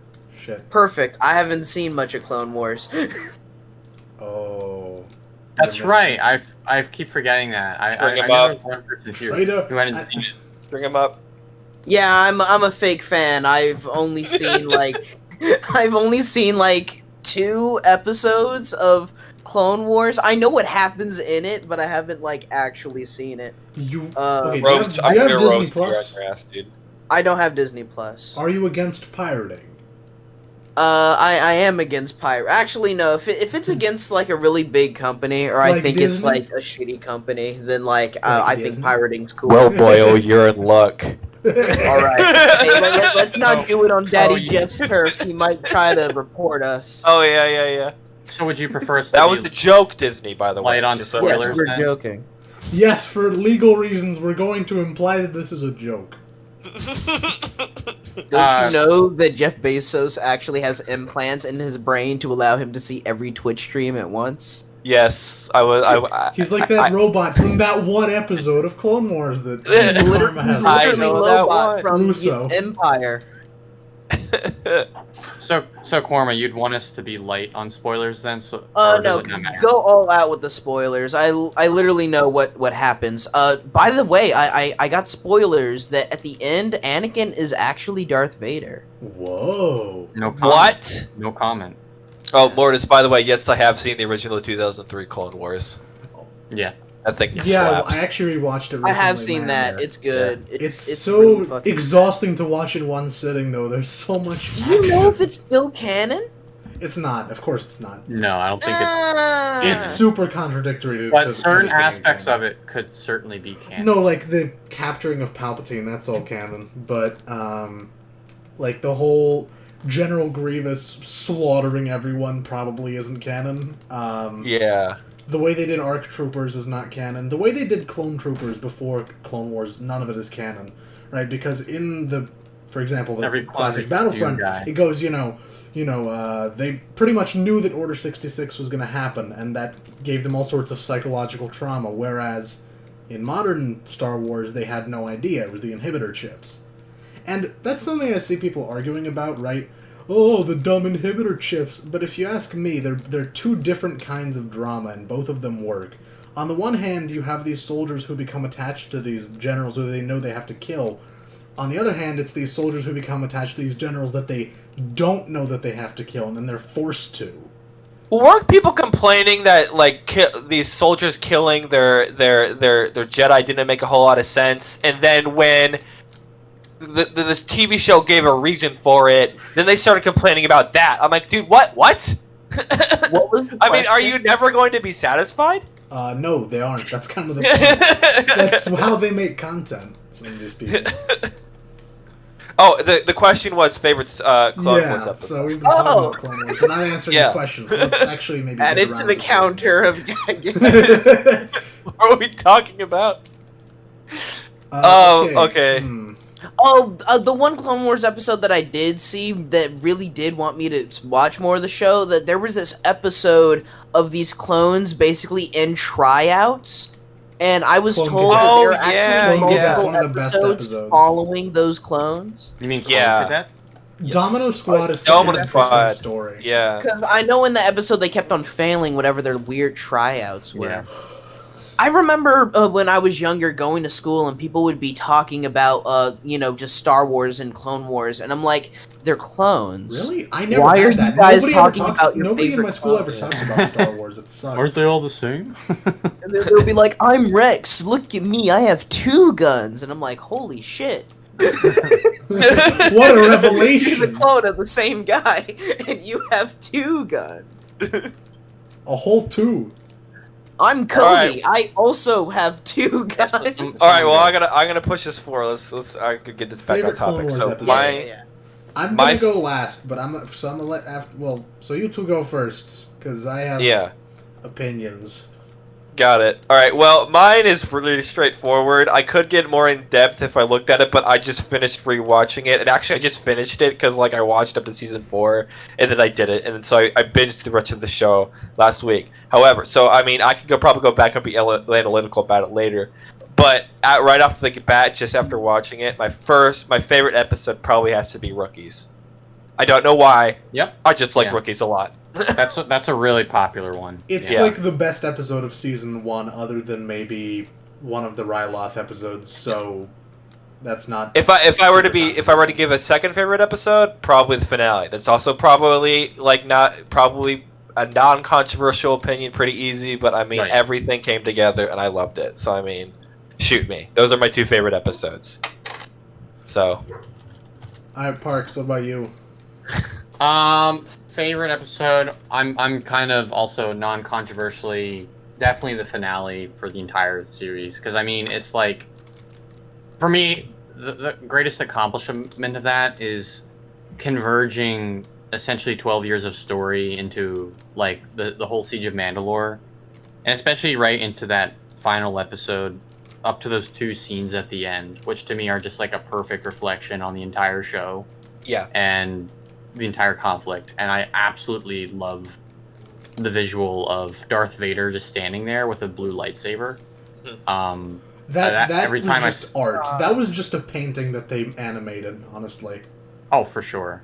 I would love to see Vader with a white lightsaber after his redemption. Ew, no. That would like if there was like an alternate universe where he didn't die when fighting Palpatine and he just had a white lightsaber like in a slightly different like light side suit.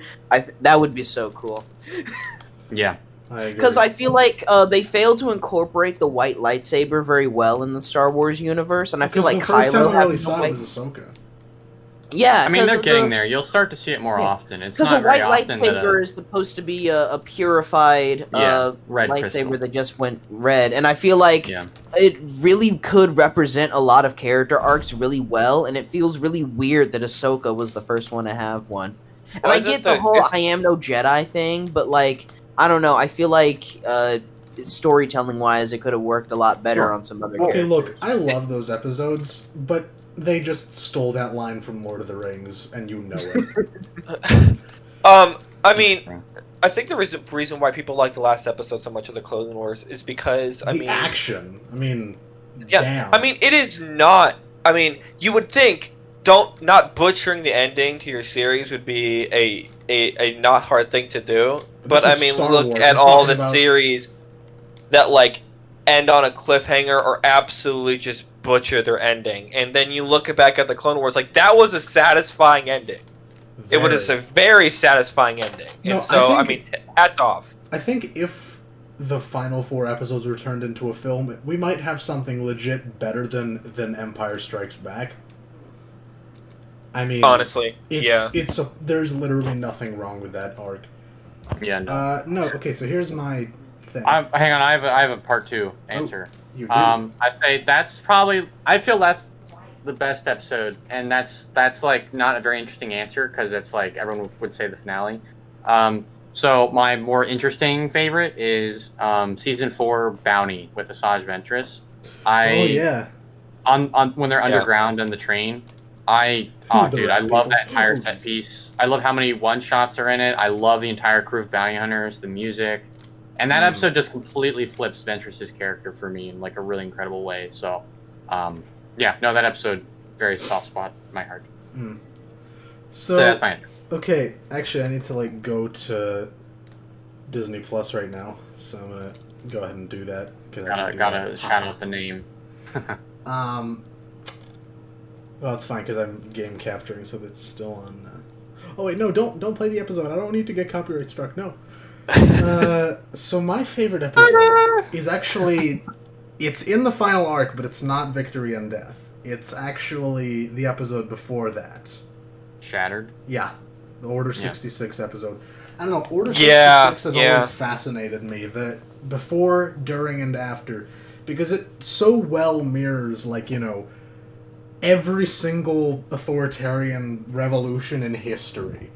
From, Hitler's takeover to the initial stages of the Russian Revolution, second one. Every single coup, every single dictatorial takeover is concentrated in that one episode. The first, 10 minutes are Hitchcockian masterpiece with the music and almost no dialogue. You know what's about to happen. Yes! Oh my gosh, yes. I was like, it's going to happen any moment, man. It's going to happen any moment. I'm on the edge of my seat, man. Yes, I know exactly what... Sorry for interrupting, but... No, just, the entire time, you're like, I know what's about to happen, but when? Yeah. And it's suspenseful as all hell. It's like I'm constantly thinking in my head during that episode. It's gonna any minute. Because I'm playing. They lead up to it. I'm playing. It's playing back in my head. Like, yeah, that's gonna happen, and then that's gonna happen, and then And then he's like, Obi-Wan to Utapau. I'm like, it is any second now. And then I'm just like, and then they keep you, they tease you, right? Because it should be happening right now. But they're like, no, it's going to keep going. And then when it does happen, you're like, fudge, man. Yeah, I was fully ready. I remember watching that, fully ready for that to happen at the very end of the episode before with Maul. Like for it to happen in the middle of a dueling or something. I was like, oh man. But they saved it for the next episode, which was a good decision. Yeah. Anyway, continue, Arkin. Yeah, so that's definitely my favorite episode. Second favorite, I really don't know. I mean, it would probably be one of the standalone episodes. Either that or one of the Maul episodes, which was a superb arc on its own. Shades of Reason is a freaking crazy episode. And the Lawless, ooh. Yes, yeah, that one. Yeah. Also, I actually checked. The first episode of the final arc is 30 goddamn minutes. The rest are like 20. It's a 30-minute episode. It feels so long when you're watching it. Yeah. Yeah, because that whole show is sort of priming you to make a lot with just like 20 minutes. And then you get to like at a really long episode and you're like, what is this? This is going on forever. It's great. I want more, don't stop. But then when you get there, you're like, I'm okay. I'm okay with it. I know I shouldn't. Yeah. It's like, I'm okay really with this. Thing about the Bad Batch, because the first episode's going to be like 75 minutes or whatever, so it's 70, yeah. Oh, that's it's like, yeah, it's it's longer than some movies. It's longer than some indie films, yeah. Yeah. Oh no, it's Bad Batch. I have high hopes for it. Do we have the exact date on that, by the way? Yeah, Tuesday, Okay, good. May 4th. Yep. That's what I thought. It's gonna be a good. There were Tuesday. like 3 opportunities for a "that's what she said" joke in there, but I Oh I my showed God. some very hard restraint. I probably should have just did it though. I have nearly made a lot of inappropriate jokes, but I don't know what YouTube's policy is, so I have kept them in the bag. I literally dropped several F-bombs. I just hope the machine don't catch them. Like, I've never done that before. It's only if you say it after the first minute, you're fine. Okay. All right. So if I could just start screaming the F word right now, it'd be okay. I think so. Well, that's fucking awesome. Next question. Unless you all answer. Did you all answer? I have. Okay, this is going to be, I think, all of us just give one-word answers. Okay, awesome. And I don't know which one of you wrote this down. It wasn't me. Is Ewan McGregor too sexy for his own? Oh, yeah, I did that. That was me. Okay, one-word answers. Ready? 3, 2, 1. Parks, go. Yes. I'm not Parks. Go. Yeah. That's not a one-word answer, damn it.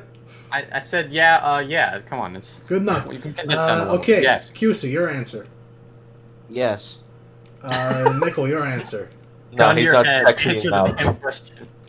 He's not sexy enough, man. Okay, my answer is yes, followed by I am straight, but... Yeah. Open-ended. The homosexual side of the Force is halfway strong with this one. Some may consider to be completely natural. It's The light side of the Force leads to many abilities that some would consider to be perfectly pretty natural. alright. Pretty normal. Yeah. So, following that up, the thoughts on the Kenobi show? That's Yeah. the next thing. again, I don't Dude, know. okay, no, okay. I have a very quick rant about this. So you know how in episode 4, when Obi-Wan cuts that dude's hands off, that's like the first time a lightsaber is ever used, and that guy is clearly bleeding, meaning the lightsaber did not cauterize the Yeah, wound? apparently that species isn't able to cauterize. My headcanon this entire time was that Obi-Wan had been such a good boy, such a good Jedi, that he had never had to use his lightsaber. So when he had to use it in that situation, or at least felt the need to use it in that situation, the lightsaber had been ignited for the first time in decades, meaning that it was not actually hot enough to cauterize the wound. That has been my headcanon this entire time to excuse that fucking hole. But apparently, That's a better the actual excuse canon than is the that, like, their species blood argument. can't cauterize or something. The which is species weird. argument could actually work. Darth Maul also has a slight bleeding effect when he gets cut in half, so like I guess the cauterized thing isn't always consistent. Caught her. As you do when you get cut in half. But yeah, I'm completely cool with the Kenobi show. They just either make everyone bleed or wait. I just think it would be funny now if, you know, the Obi-Wan Kenobi show was like the rated R cartoon TV series. Obi-Wan is like brutally beating people in the desert. Just Family Guy and Star Stay Wars. away from my Luke! I mean, isn't that pretty Like much what Walter the White Obi-Wan walking Maul through the fight desert was in covered Twin in blood. Sons? Oh, that is such a good fight. Protecting someone. It's like, okay, that's enough, bitch. I've heard enough. Okay, we can stop right there. Okay, predictions for the Obi-Wan Kenobi show. It's gonna happen in between Revenge yeah, of the Sith and New obviously. Hope. Obviously. I'm concerned for that show because I've heard things about like a Vader Obi-Wan rematch, which is not going to go well. I don't care how they I do it. really wouldn't want them to do I that. really No. hope they don't. I don't. Yeah, that's not a good idea. You think are they bringing back Ewan? Did they already confirm that? Yeah. Oh I don't boy. think they could do it well, Oh, shit. Yeah. but you know. I can't wait for. What I have I just mean, I done? can't wait to see Ewan again. Dude, the guy who played Ewan Kenobi. yeah, Ewan Kenobi. Honestly, My the guy favorite. Electric the guy who Kenobi. played Kenobi in Clone Wars. James what Arnold was Taylor? it? Yeah, he sounded a lot like him. It was pretty scary. He also did Plo Like I Koon, actually thought that was Ewan. He apparently What? also did Plo Koon. Really? Yeah. Oh wow, man, dude! I honestly thought that was Ewan was reprising his role when I heard Obi-Wan for the first time. It I was love scary. good. Ewan. Do people often Ewan say Kenobi. Ewan? Yeah, you've been saying Ewan. Isn't it Ewan or It's am I Ewan. crazy? I don't know. Ewan, yeah. I don't know, he's Scottish, Ewan? okay? His name is Yeah. weird. I think it's, yeah. I mean, you can pronounce names how Ewan Kenobi. I've committed a sin against the Church of I Church don't know how to of say it. Ewan. Ewan. Yeah. I'm sorry, the Church of Ewan. Oh, crap, Out I of that, was outside gonna of say that, I don't know. I mean, I don't like hot take. I don't like desert settings, no matter what media it's in. That I is don't. indeed a hot take. Because Yeah, I don't. It I don't is like a it. worn out trope, I would agree. Yeah, I don't like it. The desert seems boring to me. I mean, I feel like know that's there's- kind of the point of You're it. all Though. in Yeah, like I know, Indiana and that's and why I don't get why Pennsylvania. people set it in. Let's set things in there like shows or I'll games. tell you why. It's such a It's boring because thing. George Lucas is a Californian like me. He gets it. No, but for real, I mean, I grew up Yeah. basically right next to the desert, so I kind of get it. You're Yeah. all from the freaking East Coast. You made me wake up at 10 in the morning for this on a Saturday. No, I just like I was like, dude, this. I mean, I get if you like live there, you might get it, and it seems like there's some like solemn, like peaceful, whatever, like bullshit crap about how it speaks to my soul or something. But like I look at any desert map or in a game or in a show or a setting or a set piece, and I'm like, ugh, I hate it's so it's like bland. Well, it's beige. we're actually- there's nothing Good, there. because that's the point. Like, Yeah. Yeah, I know it's yeah, the yeah. point, but that doesn't make it any less boring. I'm saying in A New Hope, Luke feels literally like exactly Yeah. the same way. Yeah. That's the point. And so does That's Vader, why they leave Yeah. quickly. But Which you is know, why he would never go there I was- and look for Obi-Wan. we were actually So driving to the Salton Sea not long ago in like December, I think. And we were driving through this valley that looked an awful lot like that chase scene in Raiders of the Lost Ark, and I'm still unable to confirm if that's actually the place where they filmed it. What location? We were driving to the Salton Sea, and it really, really looked like the chase scene in Raiders of the Lost Ark in the desert, No, that was shot in Tunisia. I think that's right, yeah. Yeah, it was Tunisia. But you're free to imagine, Isn't that Gavin a man literally is dragging just, like, behind your car while you're driving. Imagination. You know. Isn't Yavin literally just a place in like fucking Guatemala? Yeah, Probably. pretty sure. Yeah, okay. Because I remember I was looking at Star Wars with a friend who had never seen a Star Wars movie before. I was shocked that she had never seen a Star Wars movie before. She was like, wait, I've been there. And I was like, what do you mean you've been there? That's a fictional planet. And she was like, no, that's like literally Guatemala. So And I just thought that was funny. So my whole worry with Kenobi is the same worry I had with the Mandalorian. Kenobi. Is that I don't know if it's just me, but it is when you set a TV show with multiple episodes on a desert planet like that. I hate it, dude. I can't watch it. I just can't. And so I'm worried that like if they do the Kenobi show, is like, are they going to be on Tatooine the whole time? Because I'm like, are they going to change up set piece? Because if it's like, I'm worried about that, man. Because I can't do the desert. That's the dude. I thing. hate it. I don't want the Kenobi show to be like some big action adventure. It should be a psychological drama because Yeah, I get that too, but just like don't keep the sand there for the entire time. well, they're not because Tatooine is actually a very like biodiverse I feel like Kenobi place. would only work as a short film or a standalone movie. I really do not think that the premise needs to be, or the best format for Kenobi would be a TV show. Archangel brings a good I don't point. think they'll be Sand, I horrible. hate it. It's rough. It's irritating. It gets everywhere, and it looks boring. I don't want it all over my Ewan. No, but you know, the whole thing with Obi-Wan on Tatooine isn't some heroic knight. It's a fallen Jedi, pretty much. Fallen with grace, but fallen nonetheless. Okay. I think this is going to fall into, like, the legend problem, where Disney just really loves characters that are considered legendary to just, you know, be super powerful. And I feel like when, instead of him being perceived as a fallen Jedi, people aren't going to go, like, you're like that asshole Jedi that the government says is bad. They're going to be like, whoa, the Jedi. They're like myth and legend. Nobody knows he's a they Jedi, were around, but like, nobody 5 years knows. ago. That's the thing. Nobody knows he is. He's in hiding. And he's like, I'm not no Jedi anymore. I'm just here to look after something. Why couldn't they do a character someone. study on like Tython with like actually interesting set pieces? I don't know. I think it has really good potential because it is again that kind of psychological trauma that he suffered from Anakin. There's that one scene in the unfinished Utapau arc where he's like, how would you sleep if I turned out to be a massive failure? Obi-Wan's like, well, probably not going to sleep very well. There's no bigger failure, I think, for Anakin than becoming a Sith Lord. I'll watch it. I'm a sucker for anything that comes out, so I'll watch it. But I don't know if I'm gonna like it. We'll see.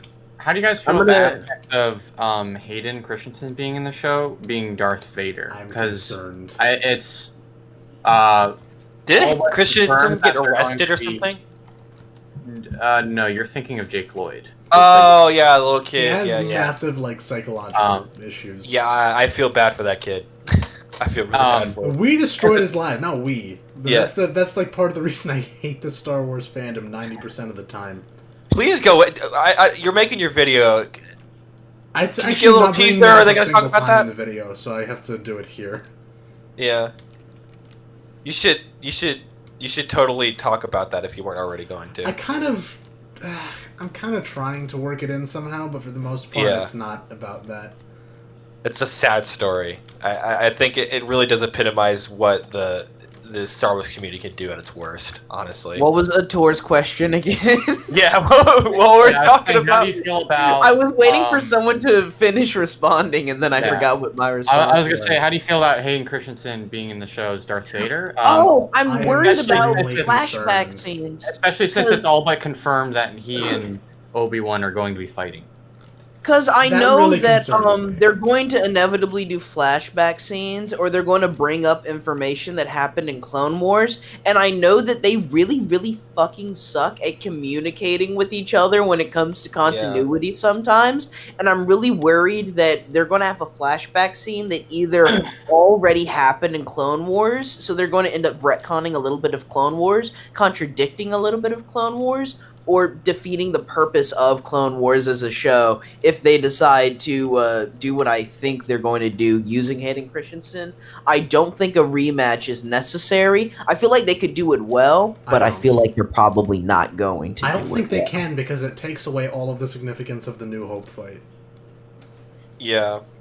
No, but also, there's one flashback I really want to see in that show. The one to Utapau.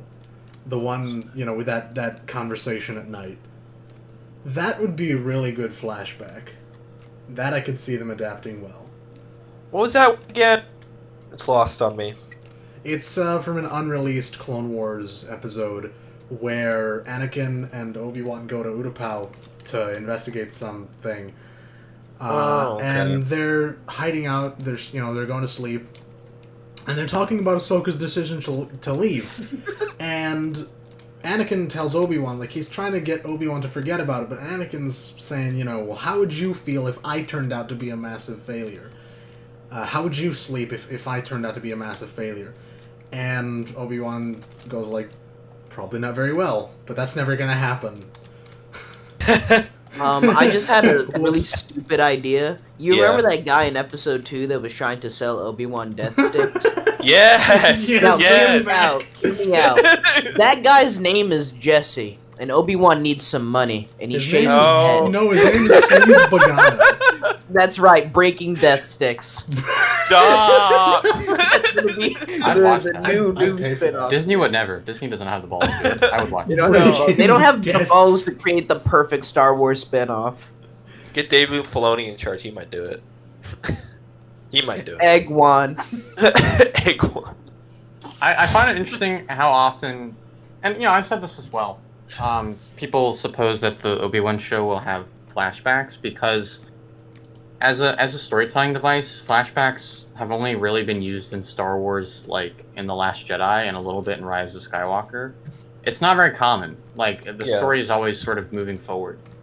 I think it lends itself to being used in Obi-Wan if he's reflecting, but I don't know. I'm not so sure flashbacks will be as big a part of the show as people say it is. Where did Tusi go? Oh, there they are. Okay. But yeah, I don't know. I would like to see it though. How would you feel about? Because people are saying, I wish I could remember her name, Moses Ingram. That she made an Instagram post where she's playing with She said she's playing with lightsabers or whatever for the Obi-Wan show. Yeah. Is she playing young Ahsoka, or is she an Inquisitor, or is she like another character? What's My your question is, take why on did that? she have my last name? That's literally my last name. In what? You should probably see if you can get some royalty money from that. Then See Yeah, if, yeah. like- I'm gonna go. Yeah, how I dare can't you fucking- steal my How's that last Disney name? I'm gonna paycheck? have to copyright strike that last name really quick. Get a little bit of that Yeah. copyright money. That's right. ArTorr owns every script regarding Star Wars, and I own the last name There's Ingram. somebody in the chat said Breaking Bantha. That's better than breaking death sticks. Breaking Bantha. That Okay. They're in a desert and everything. It's perfect. perfect. So I What just am I- looked up. Yeah. No, you go ahead. Sorry. No, I just looked up Moses Ingram. She hasn't been in anything, I think, until Obi-Wan. So this is her big break. No, she's been in Yeah. a few things. Oh, yeah. She's been in a couple other ones, but this is probably the biggest one she's been in. Yeah. Okay. So, yeah. I don't know who they're gonna have her play her as. I think she might be a new character, honestly. I do I really it like when- the idea of there being Inquisitors in live action. That'd be really cool. Yes. That would be really Yeah. cool. Whoa. The Inquisitors. I know, a lot of people that didn't watch Rebels thought that Fallen Order introduced Inquisitors, which is just incorrect, and it breaks my heart when people think I'm that. so sorry. I was about to say that. You were about to say that? Okay, sorry, I stole your thunder. No, I was about to say that I was happy that Force Awakens introduced it, but apparently they did not because I have not seen Rebels before.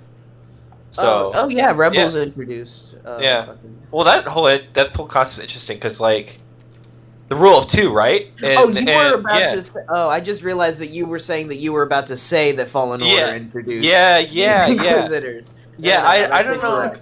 No.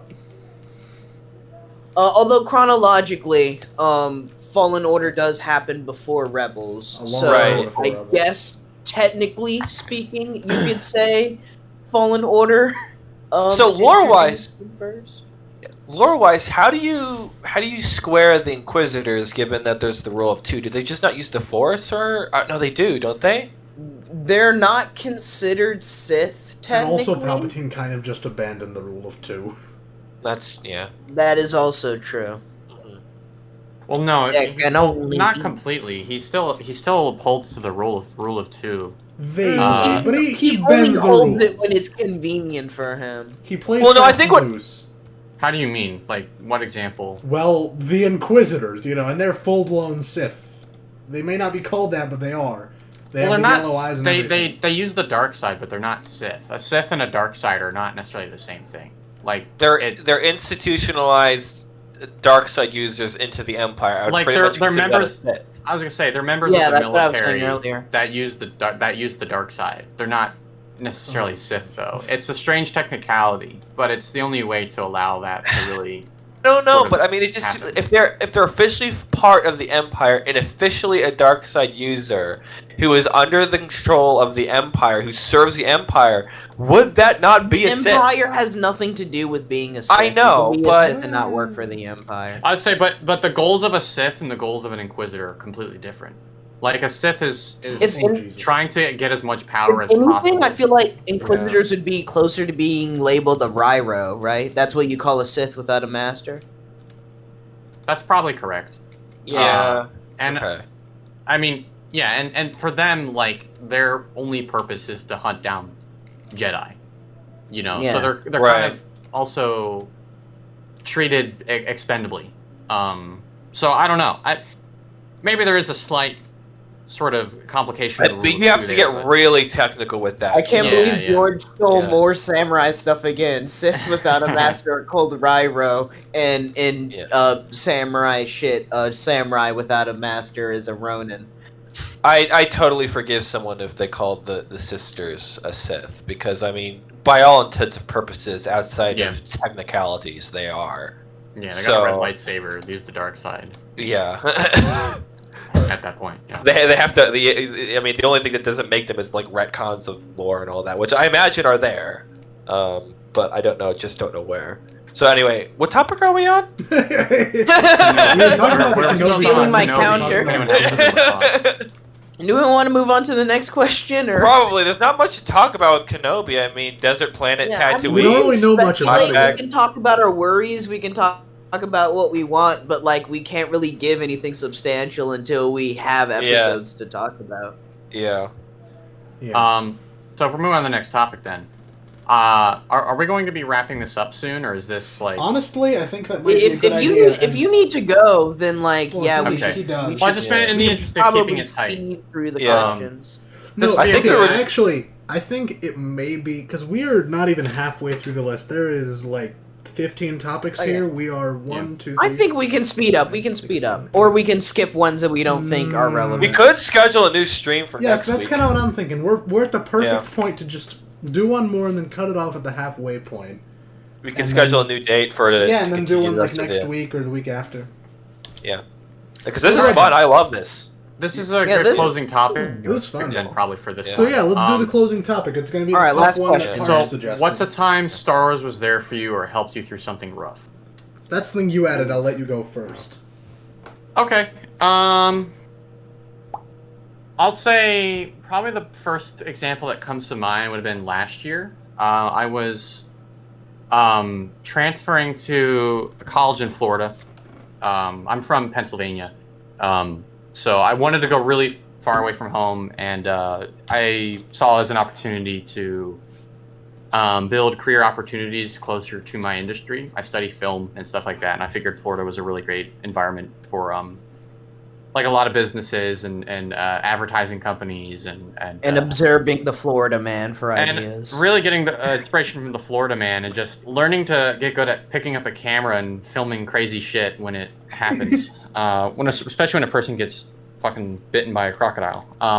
Yeah, watching him fight alligators while slathered in entertaining. honey. No, but yeah, I moved there. And I was living with my friend's family, so it wasn't like the worst adjustment in the world, but it was still really new, there without my parents. And I wouldn't say I exactly felt lost. I just felt like every single day I was learning like a ton of new stuff. And just I didn't really feel like I was completely settled, probably for like 3 months at least, which was about only a month away from when I had to move back home anyway because of COVID-19. But yeah, so that was really rough. and I had already started rewatching the Clone Wars when, in preparation for the final season, probably like the December before, like December 2019. So I continued rewatching it with my best friend who I was living with, because we both grew up with the show, and that really gave me like a sense of like stability. That it was like, this is something that was a constant for me when I was a kid, and I haven't rewatched it since then. So now I'm watching it again now. It's just like the ultimate comfort at the end of every day. And it was really special to me as well that, like to have a show where you have a character like Ahsoka who is learning stuff constantly to the point where she's able to do things on her own. Yeah, you and made she's that able to analogy choose her in own. your video.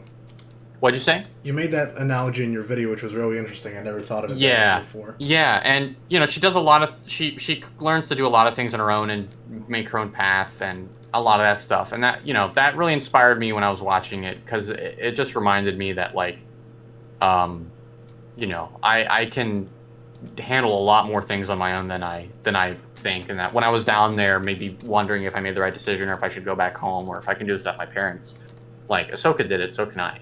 So, Clone Wars really helped me. And honestly, Clone Wars as a whole, just rewatching it last year in preparation for the final season, really brought me back to Star Wars in a big way that I hadn't in a long time.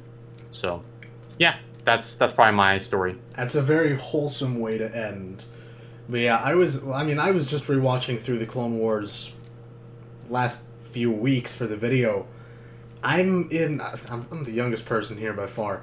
I'm in junior year, which is hell, or at least it sure feels that way. So Clone Wars has been a very nice respite for me. Yeah. From all the chaos. Man, AP Physics was a mistake. AP anything is a mistake. No, AP Euro History is super easy, but AP Physics was a cosmic mistake. Physics. Yeah. And I like physics, by the way, but man. Yeah. Staying up till 3 in the morning. Hey, if you want to steal my notes for bio next year, I've got you, buddy. My school is weird. We have physics 9th grade, chemistry 11th grade, and bio 10th grade. And I'm just I'm doing physics now as an elective. I'm dumb. Huh. Interesting. That's weird. Okay. Yeah, well, I like physics. I'm good at it. I just... Man. Alright, CreditQuarma, you want to go first or me? You can go. Alright. You know what? I played Fallen Order during a time where okay, so I kind of don't want to get into it. Screw it. I'll do it. Why not?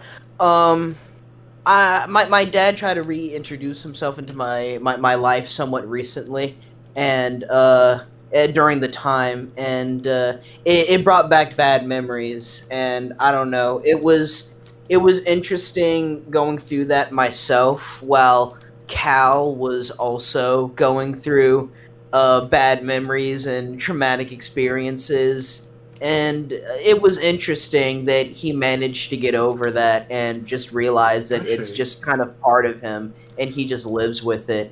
And ArTorr, actually, I was looking for a video somewhere, like a video essay anywhere of anyone being able to cover that because I thought that part of Cal was so interesting, but there was literally like no video essay that I could find except for yours that covered that aspect of Cal. I remember seeing your comment on his Fallen Order video.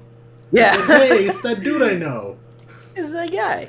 No, actually, that reminds me of something with me again. So Nickel, I'm gonna steal your spotlight. No, don't worry about it. Yeah, So no, it wasn't ahead. relating to me, actually. It was relating to a friend of mine. I can't give too much information. But I have a friend who, for like a year or two, has been dealing with some fairly serious trauma that I've been trying to help her get through. And playing Fallen Order, like, the story there kind of just resonated with me after having seen somebody go through that kind of traumatic experience. It was really interesting to see, it replay that sort of experience. And then I also found Parkes, that's how I found, ArTorr.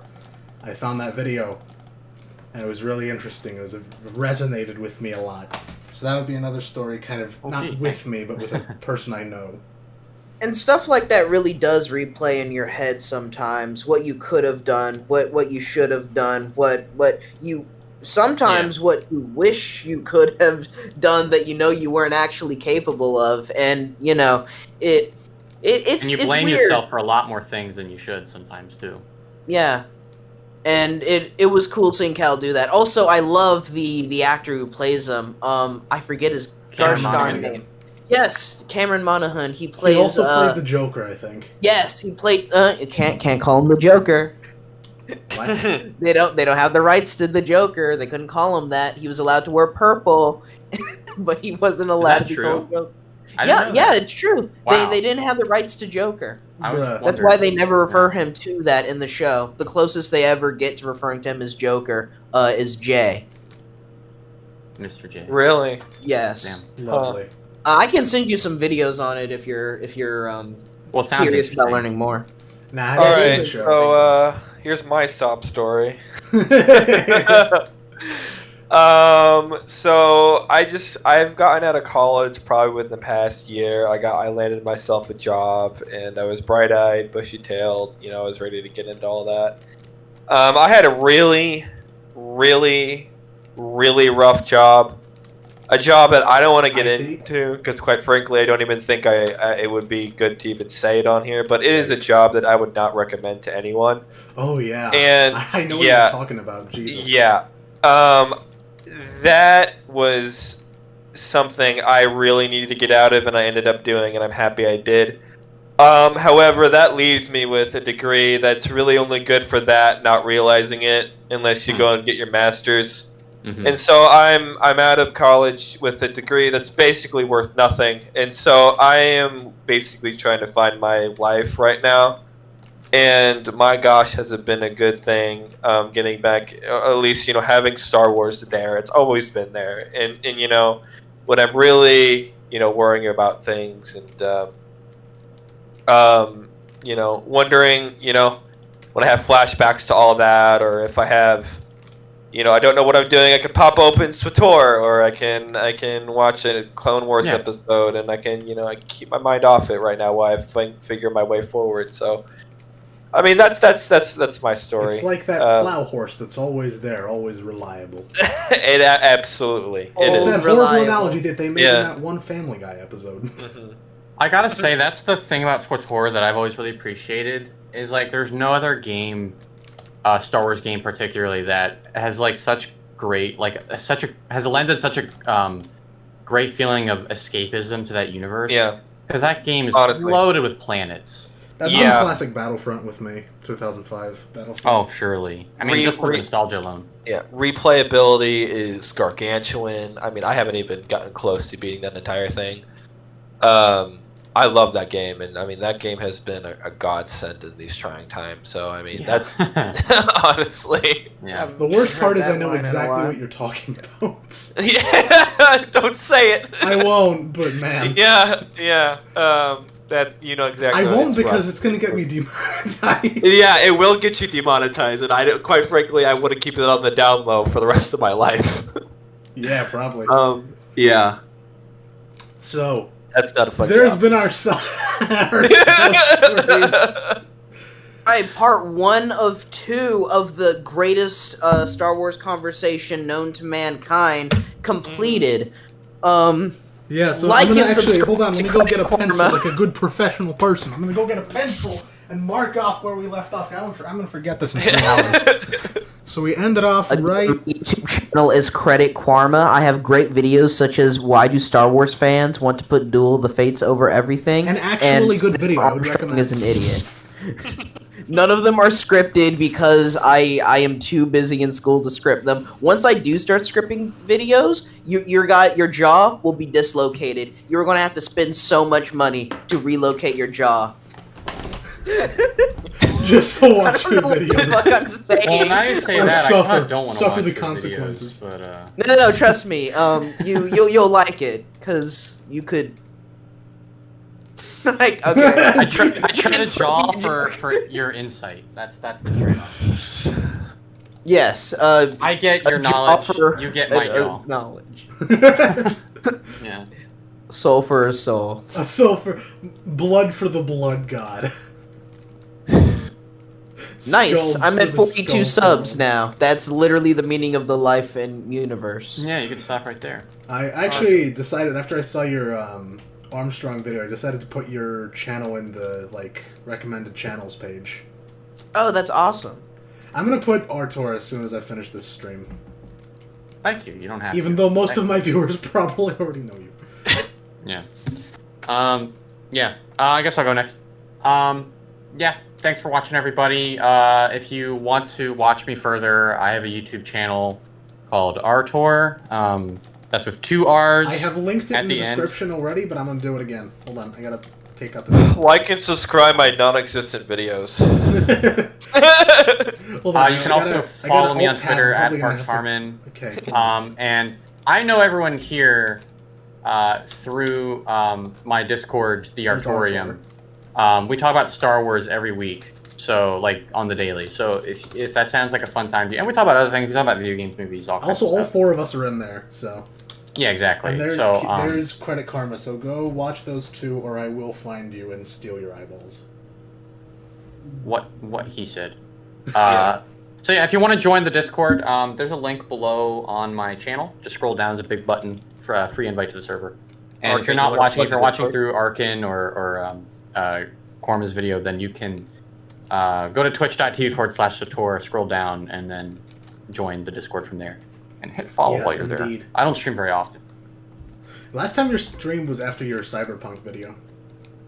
That is true. I've been trying to stream more often, but I've been so behind on I've everything been with super full busy with video. school, so all I have time for Yeah. in terms of YouTube is just to work on videos. ain't I got was no time literally for streams. working on schoolwork all day yesterday. Yeah. No exactly. exaggeration.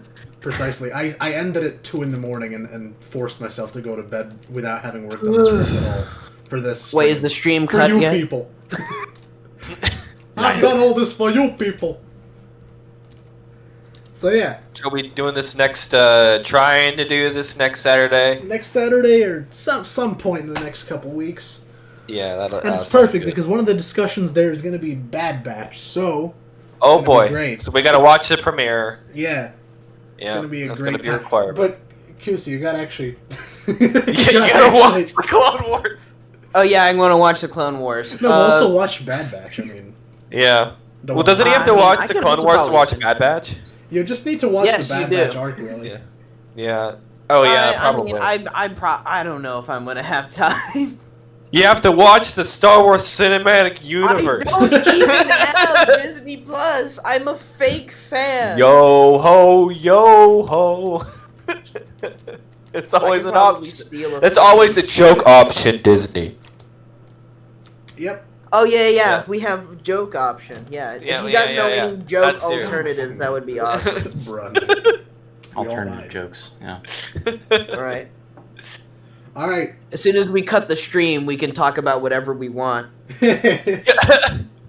Yeah. Okay, I just died. My entire squad died. It's probably a good place to cut Good off. ending point. All right. Thanks for tuning in, everybody. Have a good rest of your day. Happy Bye-bye. birthday. Thank you, and goodbye.